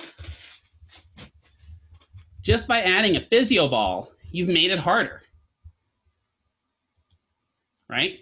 You could add TheraBand, right? I've taken TheraBand and had them hold TheraBand across their pelvis. So when they do their bridging, they're pushing up into the TheraBand. And then when they come back down, that TheraBand is going to pull them back down, so they have to eccentrically control. It makes it more difficult. The PPTs, the posterior pelvic tilts, are a really good, simple exercise for people that have back problems. If you've got a family member, and again, I am not diagnosing anyone. Dr. Vreskin, if you watch this, I'm not diagnosing. I'm not a PT. Just joking. But if you got somebody that's got back problems, have them work just doing some pelvic tilts. Because number one problem people have that work in office environments is they say they can't do exercises because it would look weird to do exercises at work. Well, if you're doing a pelvic tilt, I can pelvic tilt while I'm typing, right? And they actually make chairs now that the seat is actually mobile that causes you to pelvic tilt throughout the day, which is actually a really good idea because ideally, let me get rid of my other drawings here. If you have a chair, if you could get the chair to kind of be like that and put you into a little bit of posterior pelvic tilt, it will relieve a little bit of your back pain, right? Because you're flattening that back out and getting a good stretch back there. Now you have to be careful because if you stay in that for too long, you can get contractures on the other sides. But think of how we sit most of the day.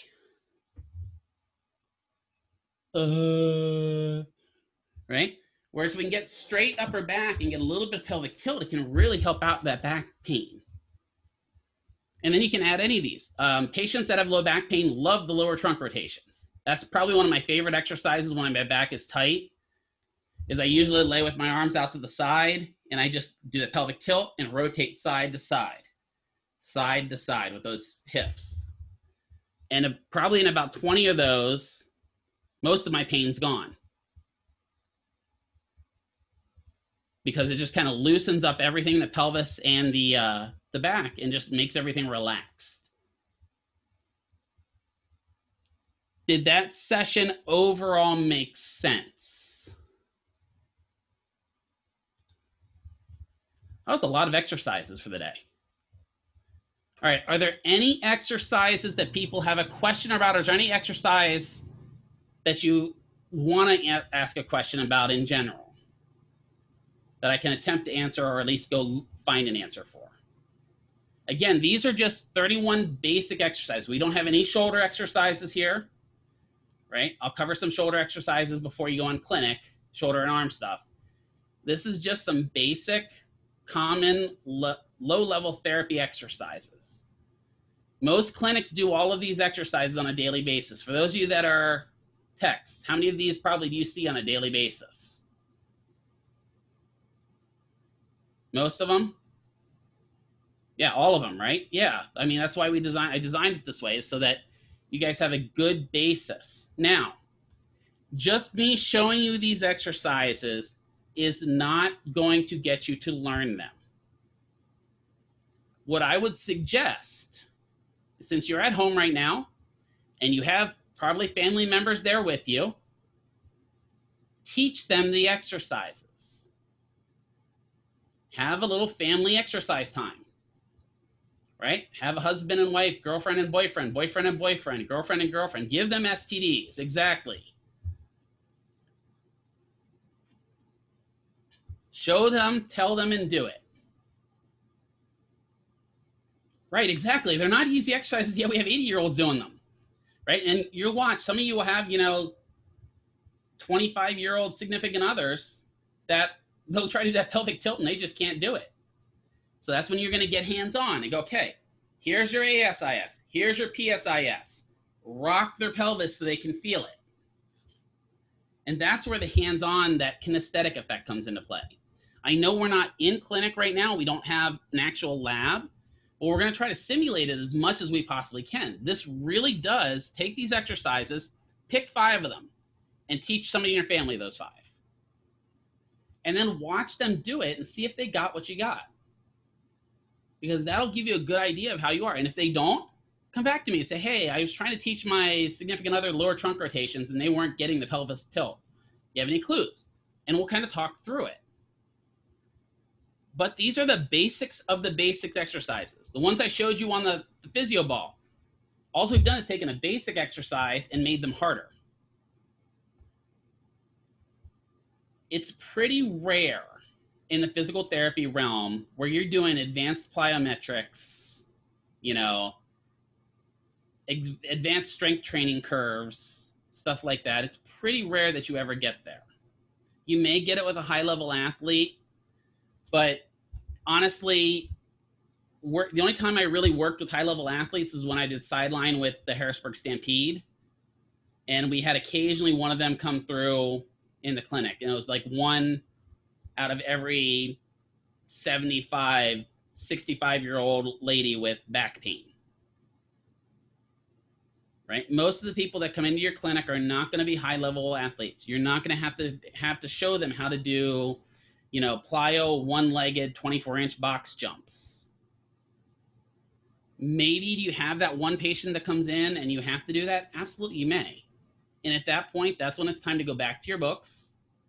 It's time to go to, there's some really good sites. I'm going to give you a good site here in a second. Let me stop my share of this picture and bring up something real quick. Close that. Save.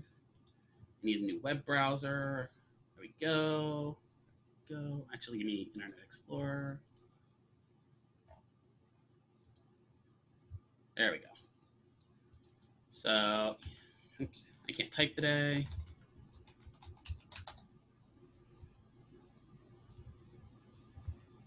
So I am not affiliated with this website. I'm not getting any money for this website. I want to specify, I have no affiliation with this website. but this is a really, really good site. If I remember correctly, this was originally put together by a bunch of athletic trainers, but there is a ton of good stuff in here. There's also a little bit of kind of bunk stuff. So this is just like any other site, right? You go to Twitter, you're going to get 10% good stuff and 80% political dribbage, right? And then the other stuff is just garbage. But in these exercise libraries, there's some really good, look, you want to work your sternocleidomastoid? You can click on sternocleidomastoid, and it will give you cable exercises, plate exercises, weight exercises. And you click on something like a weighted neck flexion here. And they show you the exercise right on the website. So for those of you that were worried about pictures, here is your giant picture exercise library, right? So let's go back to low back. Let's see if we've got back general.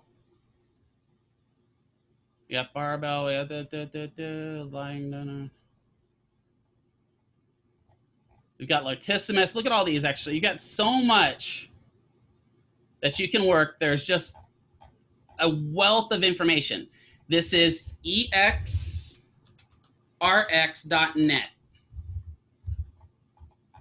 I want to stress again, I do not have any affiliation with this website, right? But there is so much on here you can work.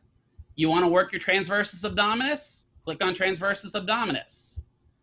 And we can look, there's stuff to work all of it, right? Abdominal vacuum, which I'm guessing is probably going to be our drawing in that I talked about. See? It's the drawing in.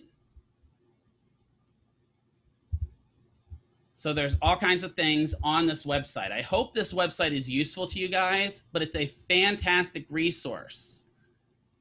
But again, I want to warn you that if we go to like the top level of the resource, right? We go down here, anyone can post on this, so we can have testimonies, we can have some question and answers that people answer, and they're not always the best answer. The forums, I really try to avoid the forums. I avoid forums, period, unless I want to go to Reddit and laugh. But there's all kinds of good stuff on here for you feedback-wise. I share this every year. And you can not only that, but if you wanted to, I think they used to, I don't know if they do now, you can actually create an exercise library and stuff like that. Muscle directory, you can directly go to the muscle directory and look for your muscles. Oh, we want to know what the adductors do. You click on this, look at that. It's got pictures of the adductors, right? They're all there. Let's do one that I talked about that you guys didn't know. Let's see. How about pectineus? There's pectineus. So you know about this, but there's pectineus. It gives you all of its activities. It gives you everything it's related to, right? So this website is really, really useful in my opinion. I hope it's something that you guys can find useful. They've got articulations in here that'll talk about the joints as well. So there's the movements, right? But I hope that's useful. So I'll stop sharing. We'll get back to me and finish off for the day. So where's my chat at? There's my chat. All right, so how's everyone feeling after that? A little fried? Okay, good. So has everyone learned something? Okay, we learned a lot, good. Right? And here's the thing that I always tried to do when I was in PTA school, is if there's something specific I learned, like maybe I learned about the extrinsics and intrinsics of the hand, and I didn't know anything about it, go and teach it to somebody else. Go and teach it to your kid. Go and show them the, the foot scrunchie exercise. Because what I've learned through the martial arts through all these years, and then it's carried on to teaching here, is I learn a lot by listening and doing. I learn a lot more by teaching and showing. You guys teach me a lot, even though you don't realize it. You make me get better as an instructor because I learn and I go, oh, I made that mistake this time. Crap, I've got to fix that. It's nothing for Dr. Ovreskin and I to mess up a muscle. I'm going to be honest. And I haven't worked with Dr. Sokel enough. Dr. Ovreskin and I, unfortunately, have been like chained at the hip for 5 years now. You know, it's nothing for both of us to make a mistake when we say, you know, splenus capitis, and we actually meant erector spinae or something like that. It's going to happen. We're not perfect either, but it helps us keep from making those mistakes again. Are there any questions I can answer today?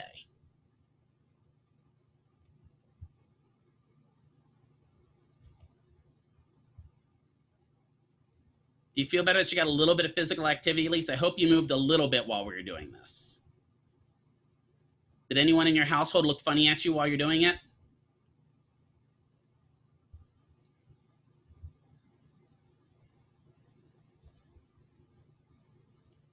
All right. So it is 12:06. I will call it here. And we'll say that is a wrap. Chicky, chicky, wrap.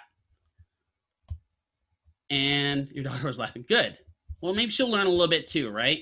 Maybe she'll find out that she wants to be a PTA in her lifestyle. So you never know. I find that when I explain to kids what I do, they suddenly want to do it. I have a couple of my special needs kids that are really worried because they don't know what they can do as they get older, right? You know, what's stopping them from becoming a PTA, right? Just because they're a little weaker than the average kid doesn't stop them from becoming a good PTA. Awesome. Thank you, AJ. All right, guys. Have a good weekend. Be safe. I will see you guys from Denver on Monday at 11, because that's where I'm heading to. So hopefully I don't, you know, catch my corona on my way. Have a good night. Peace. Don't read the politics and just move on with your life. Have a good night, guys.